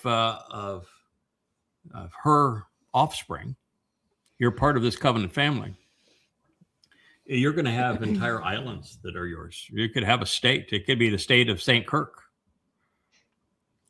With great reward comes great responsibility. Yes. So you're going to have this ability to vacation at times. It's not going to go to waste. It's going to be cleaned up. It will be abandoned. And God's saying it's yours because, you know, after all of this time, so much was taken from you that the least I can do is to give some of it back. Wonderful. So I think it's a really an extremely fair deal because otherwise it's just goes abandoned because they're not going to be here. So they will inhabit the desolated and deserted places, population centers. So I think it's, again, God saying it's all here and the world has turned against my people and robbed them for 3,500 years. I'm going to respond and there's going to be some recompense. You should not be concerned. So in case you were concerned, this is God's saying, don't be concerned, because you will not be humiliated or distressed again. When Jews were put into shuttles, when they were ripped from their homeland and treated like slaves, when they were dehumanized, it was by the most popular religion in the history of the world. And then it happened again in the second most popular religion, Christianity, and then Islam. Mm-hmm. And then in the third most popular religion, which is Marxism, socialism. Mm-hmm. It's been the ongoing drumbeat. God says, not going to happen under my watch. Throughout history. Not going to happen again. And now you're going to live and enjoy those things. You will not be mistreated. You're not going to be deprived again. By contrast, you will not be anxious, dismayed, or confused. And by the way, this is all written second person feminine singular. Mm-hmm. So this is all written of that woman and of her offspring. So it is not just the woman, but it's the woman and her offspring. So if Leah is not someone you care much about and you say, I want a different mother, I'm not going to respect her or revere her as my mother, then you're not going to be included in this, because all of this was written second person feminine singular. It's her offspring, but it's her offspring. Indeed, you will forget. This is called imperfect second person feminine singular. Being disappointed. You're going to forget being humiliated and shamed when you were younger. Happened a lot, didn't it? Sure. And then, being in school, when they found out you were a Jew, they accused you of killing Jesus. Mm-hmm. Punch me in the nose. Punched you in the nose for killing Jesus. And now you had a husband that's actually killed him. Mm-hmm. And then the contemptible and dishonorable condition of being insulted by you being abandoned by a spouse and forsaken. Mm-hmm. Yeah, when you were abandoned by him, you went and just cried. I'm going to be unloved. I'm going to be an old maid. Never going to know never love. Never going to find life, love again. Yeah. Yeah, that was I'll never my know. determination. Well, I'm not even sure you could say again, because your last 24 years hadn't been very loving. Nope. But Nope. you said it's over for me. Yep. I'm gonna die abandoned. Yep. Didn't turn out that way. No. God said it wouldn't turn out that way. But it says you're never going to remember or recall that ever again.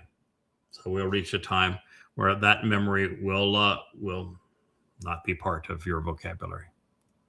But clearly, God's people have been dehumanized and demoralized as a result of the lies regarding them in the New Testament, where it's claimed they killed the Christian God, and the Quran because they mocked Muhammad. Yeah. Although rabbis have done them no favors, clearly, over the years, with the deceptions throughout the Talmud and the Zohar. Fortunately, we're nearing the time when Yahowah will obliterate the scriptures that have harassed and humiliated his people. Now, to appreciate this prophecy, we must remember that it is focused upon a once barren woman who is now celebrating the additions to her family during the last days. Since she was horrendously mistreated by a wide cast of characters, well, we know that even recently, Yahowah is assuring her that it will never happen again. So guess who can't be part of forevermore? Well, yeah. And that means that her foes won't live to see this day. Her anxiety will be a thing of the past. Any confusion about who she is and what God intends to achieve through her will vanish. The future will be much brighter than the past. Although I think the current is pretty wonderful. Mm-hmm. There may be many memories that we will carry with us into the millennial kingdom. I think we will need to, for experience sake, judgment's sake. Yep. But slander, not going to be among them. From Towrah through the conclusion of the 1,000-year Sukkah, life's going to be glorious. So Leah has suffered many stripes, all of which forged her character along and among them is quite literally being abandoned by an insulting husband, her ex. After all manner of repulsive behaviors, he just left and disappearing. She was abandoned on an island with him gallivanting around the world, never to return. But he has been all but forgotten as a fading memory. Sadness is turned into joy as miscarriages have been replaced with ever-growing covenant family members. There are two ways now to interpret what follows. The first is to conclude that Yahowah is the Amah's husband, making God Baal.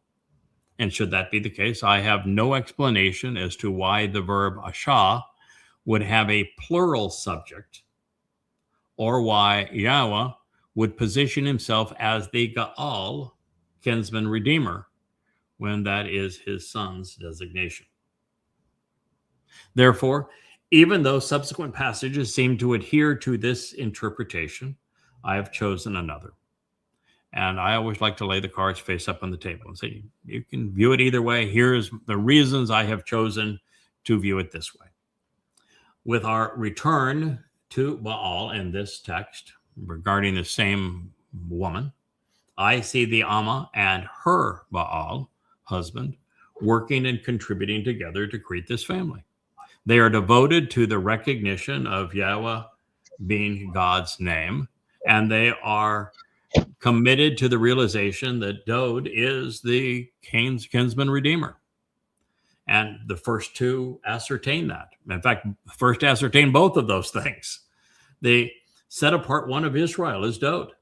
And while he is instrumental in all things Kara, called out, including fulfilling the spring mikre, only those cognizant of the 89th Mizmor know that God refers to Dod as Elyon, all things pertaining to the influence of God. And by the way, one of the things I wanted to say, and I got distracted, I think, earlier, is that in continuing to burnish Dod's resume and restore his luster, which we're going to continue to do forevermore, after knowing that he did a really dunderhead thing and responded poorly, the reason we know that the problem was resolved and Dod learned from it, and this is the appropriate response going forward, is the 89th Mizmor.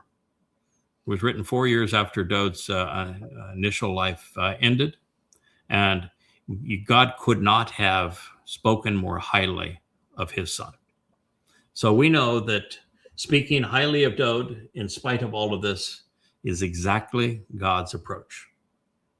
He reprimanded him, said there are going to be terrible consequences of this. And then when he realized that he was going to return and this is going to be resolved, he spoke glowingly of his son, calling him Elyon, all things pursuant to the influence of God. It's a long, boy did good when he got a mother and father. He cleaned up okay. Because then, it says, because then you will be married to Baal, with you and your husband overseeing and influencing everything. Baal Atha, your feminine singular, Baal masculine, as your Lord and Master, taking care of you, will rule together while owning and controlling many things. Call participle plural. That's the reason I think it's the two. Makes total sense at this point. So, because then you're going to be married to Baal. You and your husband overseeing and influencing everything. Oh, but honey, I thought we were like minimizing the things. And no, we're not moving into a smaller house. Oh, good. Yeah. Although, in a way, we are, because we are going to have an only child. And it's just that because the moment you and I conceive this covenant family, we're giving them all to Dod. Okay, so we're going to have an only child.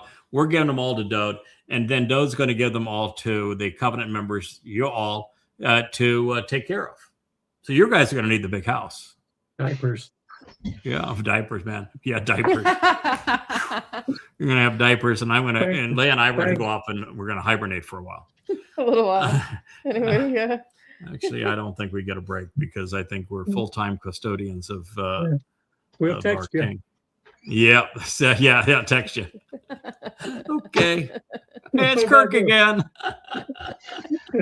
Yeah, don't worry. He wants to go play golf on Pebble Beach. Okay, I'll meet you there. Okay.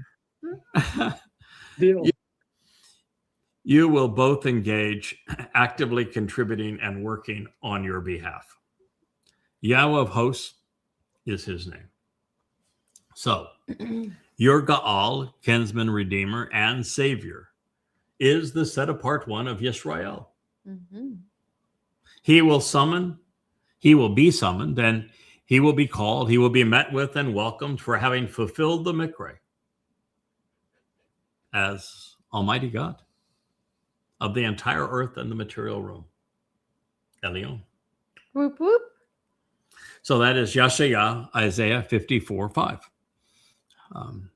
And, if we do our job, and it appears that we did, and we got Dode back into sonship with Yahowah, and them working as father and son back in the family business, there really isn't much difference at that point on earth anyway, between the way that Dode's going to act and the way that Yahowah would respond. He's going to be representing Yahowah.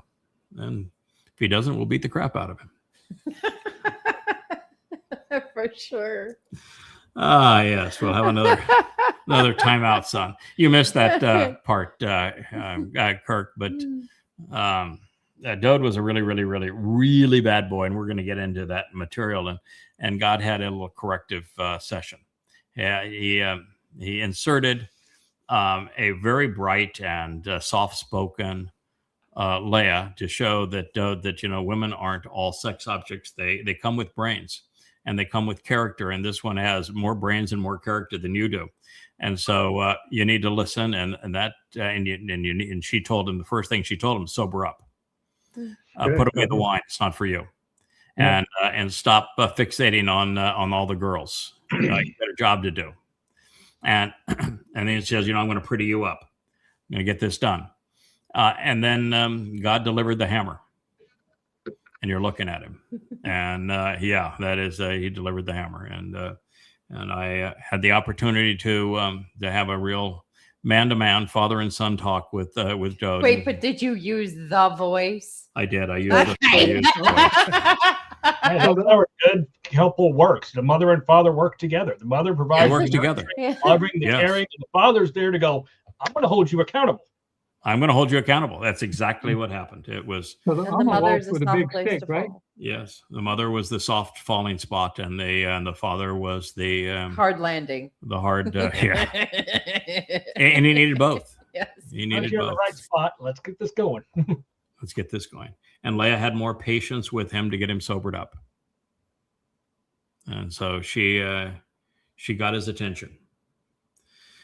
Now, one of the reasons that I've interpreted this statement as Yahowah directing our attention to Dode as the Gaal, kinsman redeemer, is because after divorcing Yisrael and Hosha, he cannot remarry her.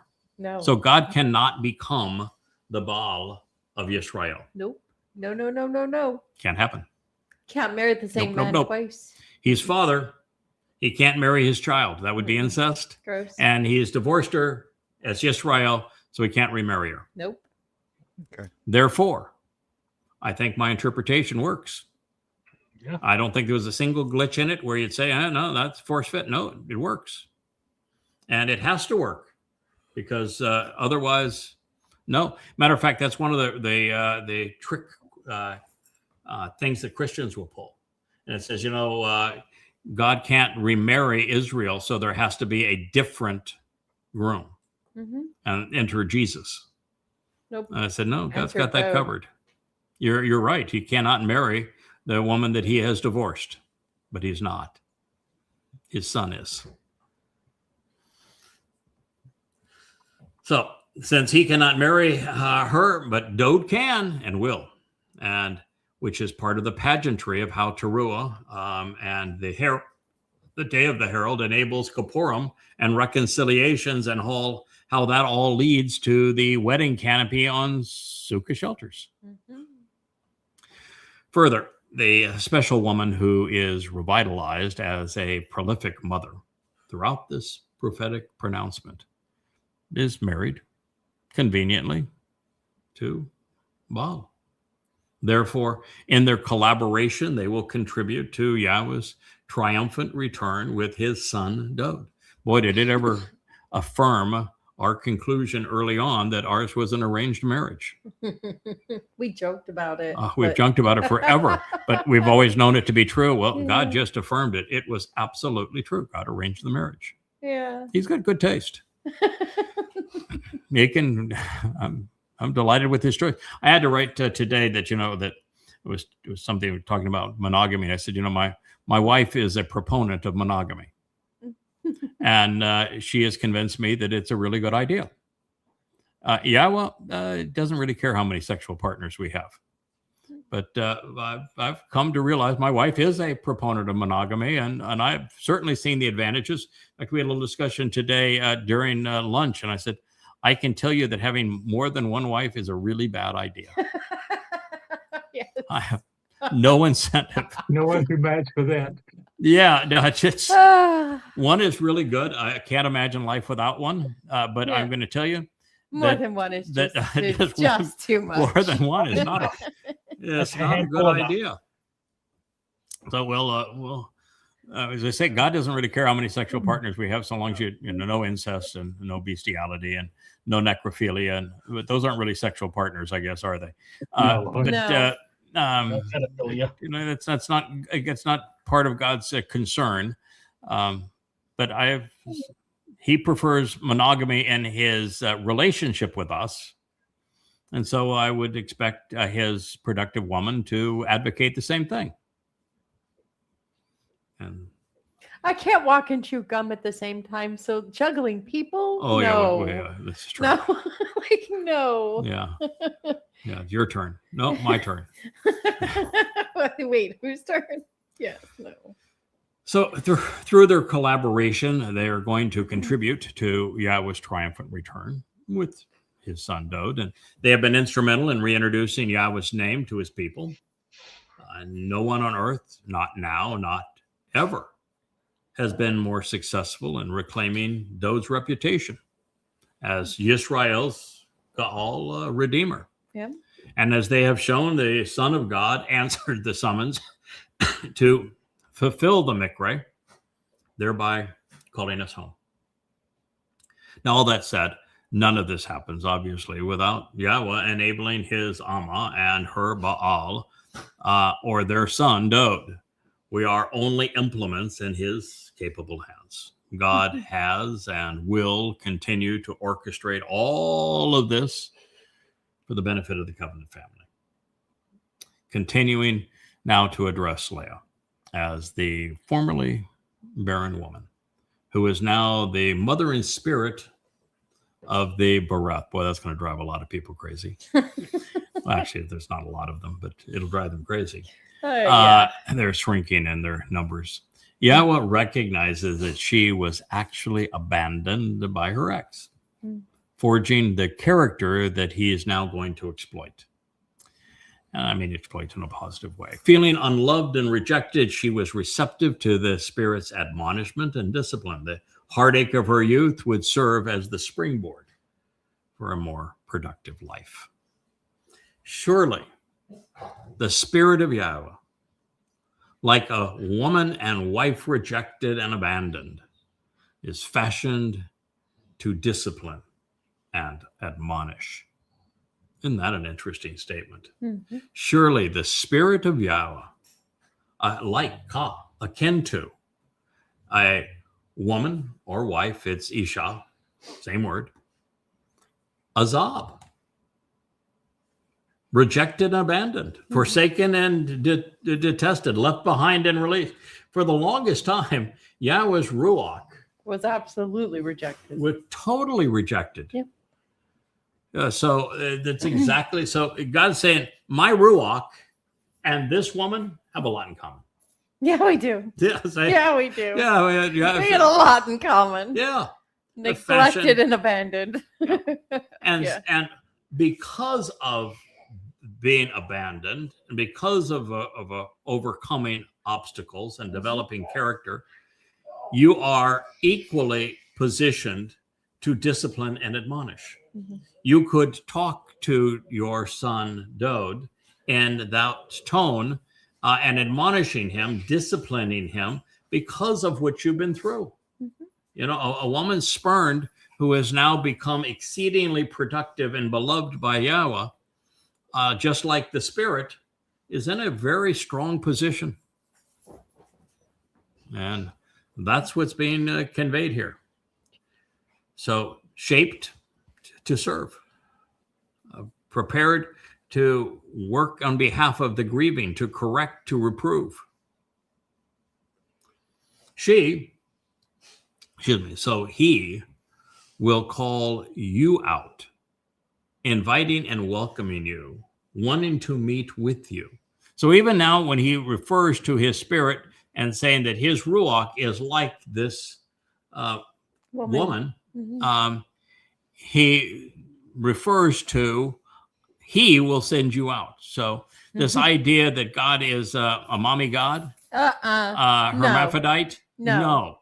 He's now talking about the wife, this woman, and his spirit His ruach. sharing very similar characteristics Mhm. and purpose and nature to this productive woman now, who was spurned and abandoned. And he still says, His. he. Yeah. Hey, he. He will, he and Kara is the verb. He will call you out, inviting and welcoming you, wanting to meet with you as the woman. So for all of those waiting to meet Dode, I guess you're gonna have to get in line. He wants to meet No, someone first. see, the first statement that here is that God is equating his spirit to you. Yeah. What he's saying, you both have been abandoned, you've both been rejected, Mm. and therefore you're both in a position to admonish and correct. So he's saying, my spirit and this woman share a lot in common. And now he's saying that that this woman, shaken out of her childhood and youth, when she is spurned and rejected, that God says, this is all me sending you out to meet. And he's saying, in a way, that I am meeting with you as this woman who is akin to my spirit. So the way that I'm going to interact with you, he's still a 7-dimensional being. He is not coming to live here on earth. You know, he can dispatch his nefesh and, you know, and project himself in whatever fire or however he wants to project himself. But he is not living here on earth. And we in the material bodies can. And therefore, what he's saying is that I'm going to reach out to you. I'm going to welcome you. I'm going to meet you through this woman who is now equated to my spirit. Hmm. So just as Dode is going to be all things pertaining to the influence of God, this woman is going to serve as the means for us to interact with and meet Yahweh's Ruach. And see the motherly nature of the Ruach. So he will call out to you, inviting and welcoming you, wanting to meet with you as the woman who is now equated to his Ruach, shaken out of her childhood and youth when she was spurned and rejected, says your God. 54:6. Boy, you've got quite a happiness going over there, Rich. You, Kara and Asher. Asher are having a love fest over here. oh wow, Kara and Asher. Wow, okay. You go, girl. That puppy love. It is inspiring, I think, to witness what Yahowah can accomplish through his Ruach when the recipient is receptive to representing the Ruach, and the beneficiaries are receptive to receiving the benefit. So he is saying that his Ruach and this woman are going to be very similar, and that we will have the opportunity to benefit. So the Spirit is going to discipline. It's going to be bright thinking, and is going to represent the Spirit. Now, it's also interesting that Yahowah is equating his Ruach with this woman who is conceiving children for the covenant.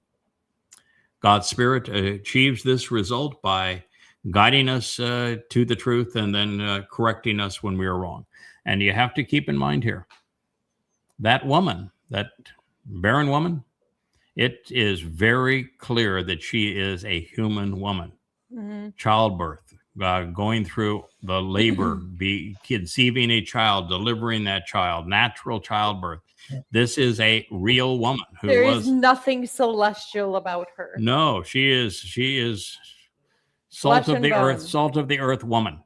Flesh And and this, bone. and it's now God is equating his Spirit with that woman and saying that you'll see me achieve all of these wonderful attributes of building and nurturing the family through her as an expression of my Spirit. So after, as I read this, I'm, of course, tremendously relieved, because after acknowledging that the Ruach is feminine by ascribing the verb atzab to discipline and admonish in the feminine singular, and in the follow-on statement, God says that he is calling out to us to meet with him. Therefore, while Yahowah is working through a special woman to conceive his covenant family and deploying his Ruach Spirit to facilitate this outcome such that the woman and the Spirit work together, he continues to present his precipitation in the masculine singular.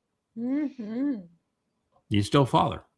That's right. Also important, we become covenant as a result of the Kara, God's invitations to call us out of this world so that we can meet with him. This is why Kara is the actionable root of Mikra, which are the invitations to meet with God.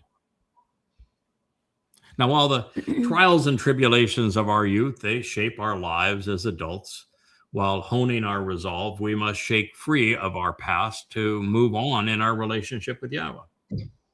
When we spurn those who reject God, we're finally positioned to approach God.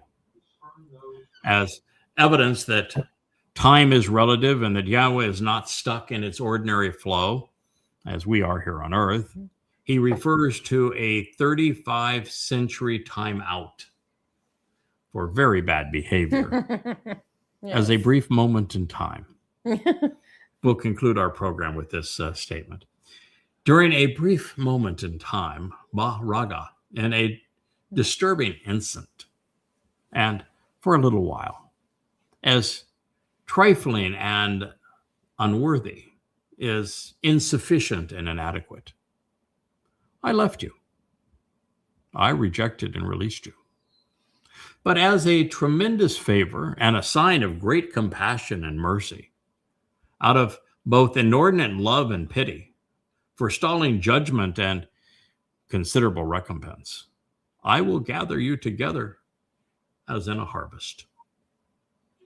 Isaiah 54:7. God's bringing it all together. This woman is going to conceive at long last. There's going to be a covenant family. He's going to work through his last insertion of this soul. The soul is going to be equated to his Ruach Spirit. We're going to have to enlarge the God's home here on earth, turn it into a hypercube. We're going to, as a result of all of this, inherit this planet, have big responsibilities. It's going to be a big family, big opportunity. And so God is just summarizing all of this. In a brief moment in time, I left you. But as a tremendous favor and sign of great compassion, I will gather you as in a harvest. Yes, Kirk.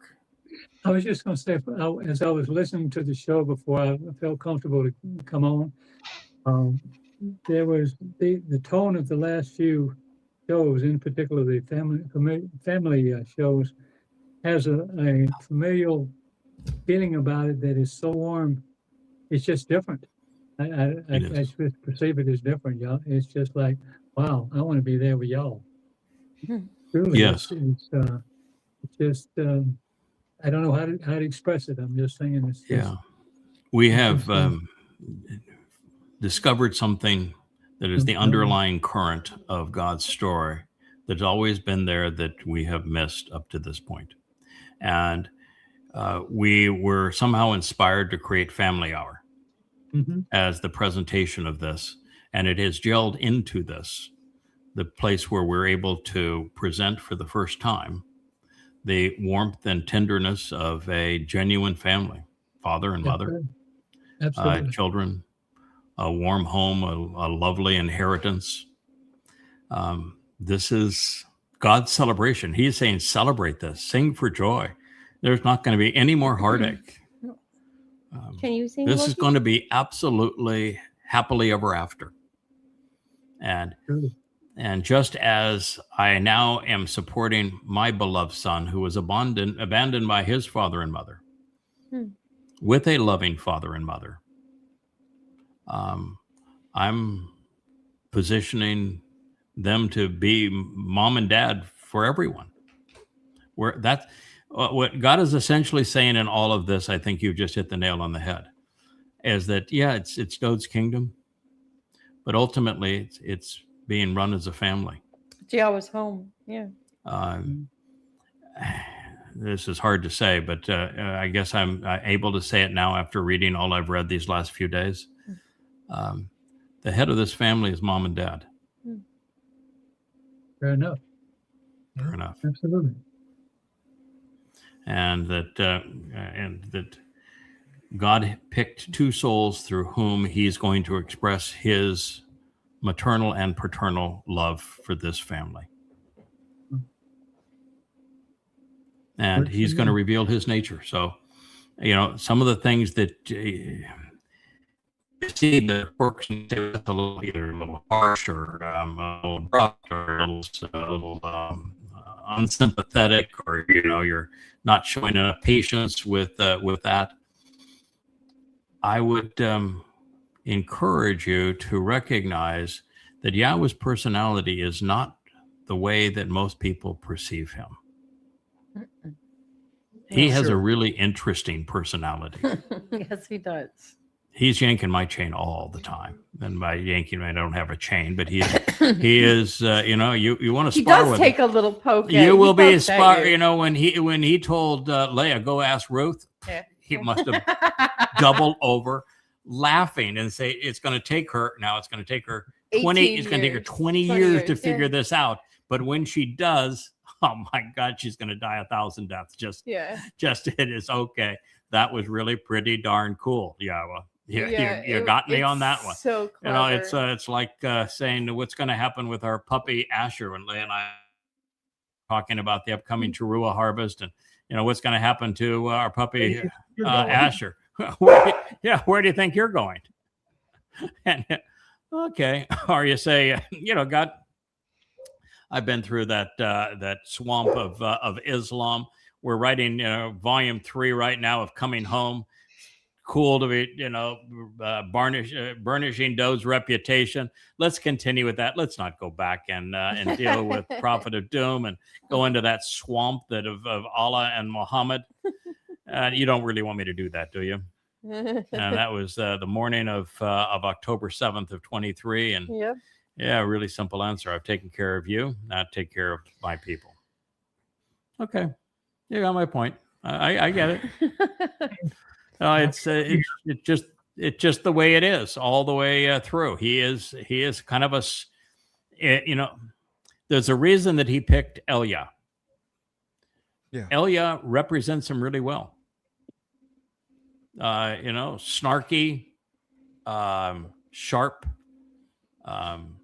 no patience whatsoever. Yeah, doesn't take goes any right BS. for the jugular. No respect for authority. Yeah, no respect for authority.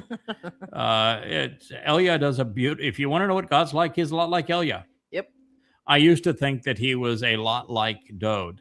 No. He likes Dode a lot because Dode is such a robust personality and big personality, and he says, okay, that's my kid. So my kid made some mistakes, but so what? Look what he did. That's great. Mm-hmm. He finished the job. There are aspects of Yahowah I think we see in Dode, but I think mostly what we see in Dode is the characteristics that God likes to work with. Ultimately, he's bright, he was articulate, he was devoted, and he was resilient for the most part. So, but I think Elia is a pretty good. I mean, listen, all of my personal encounters with him, and the more you read about him, Elia, God obviously liked him a lot. I like him a lot. Yeah. Yeah, he's my favorite. Yeah. But my we point think was a lot that alike. since Yahweh was going to express a lot of his maternal and paternal care for the covenant family through the two souls that he has interjected throughout time. If you find those souls irritating, because we've got our peculiarities. The most interesting people from God's point of view is the person with the most peculiarities. Call them flaws if you want to, but that's God's style. That's how God's going to project himself. I think it's fun. I think it's real. I think it's interesting. You're always a little bit on edge. I can be having lunch with Rich and say, I've got now I understand this. And then I ask Rich, so what's the answer to that question, Rich? I set you up. I have a lot of cables. Yeah, a lot of cables over here. Voice is falling. Internet connectivity is falling. You're breaking up there. Yeah. We love Yeah, it. you think this is easy. You sit by here and you keep. He's got now 4 screens going here, and I don't know how many other computers and switches. I mean, each screen has multiple. We should do a show that just shows this program from his point of view, and you can see The behind the scenes episode. How many things he's processing at one time, particularly for a show like this, so that all of us have audio in and out, and our voices are properly regulated, and we're all properly positioned. And we have a connection that's via satellite that feeds everything in, collects it, and it goes up to StreamYard and live stream to 10, 12 different platforms simultaneously. It's a lot going on. Try from the old Always walk Asher radio under his table too. Yes, and a dog wrangler at the same time. Yeah, and being a A dog wrangler. Uncle Rich, the dog wrangler at the same time. So it is a family program, and Uncle Rich is a big contributor to the family program. But in this family, if you can't take a ribbing, then you're not you're just not in the not right you're place. You're just never going to survive Elia. No, if you can't take a ribbing, you can't be in a room with Jews. Period. That's true. Period. That's true. No. Or some goy. Yeah. Or some goy, right? Mm-hmm. All right. Well, we have gone past our 2.5 hours of family hour. You're Say probably Shabbat getting all shalom. wrinkly up there in my jacuzzi, Kevin. Right. That scene is becoming more and more stable and beautiful behind you with those beautiful purple mountains and the rolling green hills, JB. I like that little slice of heaven, and you've got some color back in you now, Kirk. You first appeared when you came back on the show. I said, "Oh boy, it's been a rough week for my friend." It's But always you're looking real close to normal, Kirk. Does it just take a little while for the pain meds to kick in? Call me in 2 hours. I'll let you I'll bet you've lost some weight on this too, haven't you? know. A little bit. Yeah. A little bit. Not too bad. She feeds me well. Sylvia won't let me lose a lot of weight. Yeah, you do want to be well fed. So, and you've got 2 days off. I do. Yay. Yeah. Thanks, y'all. Yeah. Are you feeling almost human by the end of Sunday? a year, and then I have to go back. I know. But only 11 more. Yes, But sir. only 11 On more. Only call. 11 more. I'm gonna go Yeah. through How it. many have you done so far? Oh, I don't know. It was 38 or 9 or something we're supposed to do. So, Okay. so a couple of months was 20 something. Then they're going to give you an evaluation. They're going to say, Yeah, we then got they'll 'em. still do the hormone treatments and some other stuff. So we're trying to keep things down. And then they'll check how they check your PSA test to find out where you are, and then go from there. and we're looking for a I clean keep bill of telling them, I health. just need about a year and a half, and they go. You know Don't what's go so on amazing again? about this What? is that the life expectancy for prostate cancer is 99.9%. But the medical treatment doesn't have that good of prognosis. The prognosis on the medical treatment is sort of hit and miss. The disease If they itself will don't never burn- if kill they you. don't burn you up, you might live. Yeah, that's The old adage has always been that no one dies of prostate cancer, but most men die with it. Yeah, Yeah, you are not. You're going to be the exception. You're going to be clean as a whistle. I hope so. I'm counting on it. Wow. All right, my friend. Well, I'm sorry we had Dr. Jeff have to leave us, but he was, you could tell, in the Yeah. hospital, and he is Poor the guy. man that's responsible for taking care of those people that are. By the time you're seeing him, you're in desperate It's situation. bad He is news, yeah. an emergency care pulmonary specialist. So you're being incubated, or your lungs are filled, and you are, if you're unable to breathe on your own, is when you're seeing him. Yeah. And that's not a good thing. But he does a wonderful job. And there you are, Rich. It's our good night for this evening. You did a marvelous job of getting this all together and this thing all coordinated. It is not Rich. easy to do. Rich is also serving both as Leah and my soundboards, because Leah's learning so much. She needs somebody to be able to talk all this through.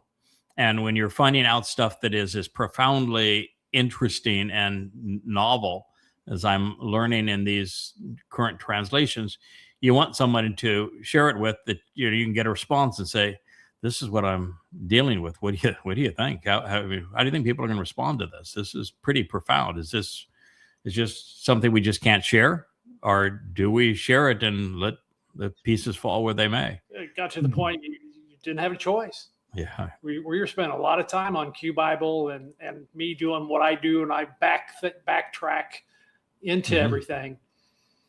That's what the words say. It is what the words say. Yeah. By the way, when looks like I'm looking away from Rich there and got my back to him, I'm actually looking at him.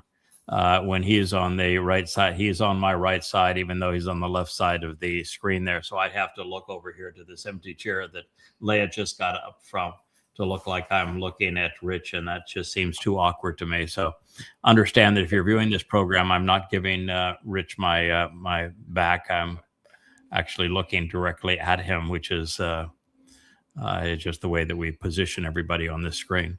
But it's fun to be able to do this. This was a wonderful family hour. The God story is so utterly amazing. It's just such a shame that people have corrupted it with religion, when the truth is just so much more interesting, powerful, fun, uplifting.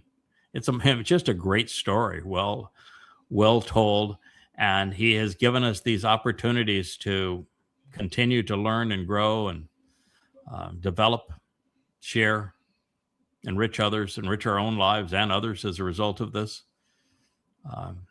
Forever is going to be a lot of fun. Forever is going to be a lot of fun. God has actually set up forever such that there is no end to the opportunities. So Shabbat Shalom, everyone. Shalom to all Have of a you. marvelous healing weekend there, Captain Kirk. Thank you, sir. Good night. Thank you, Rich.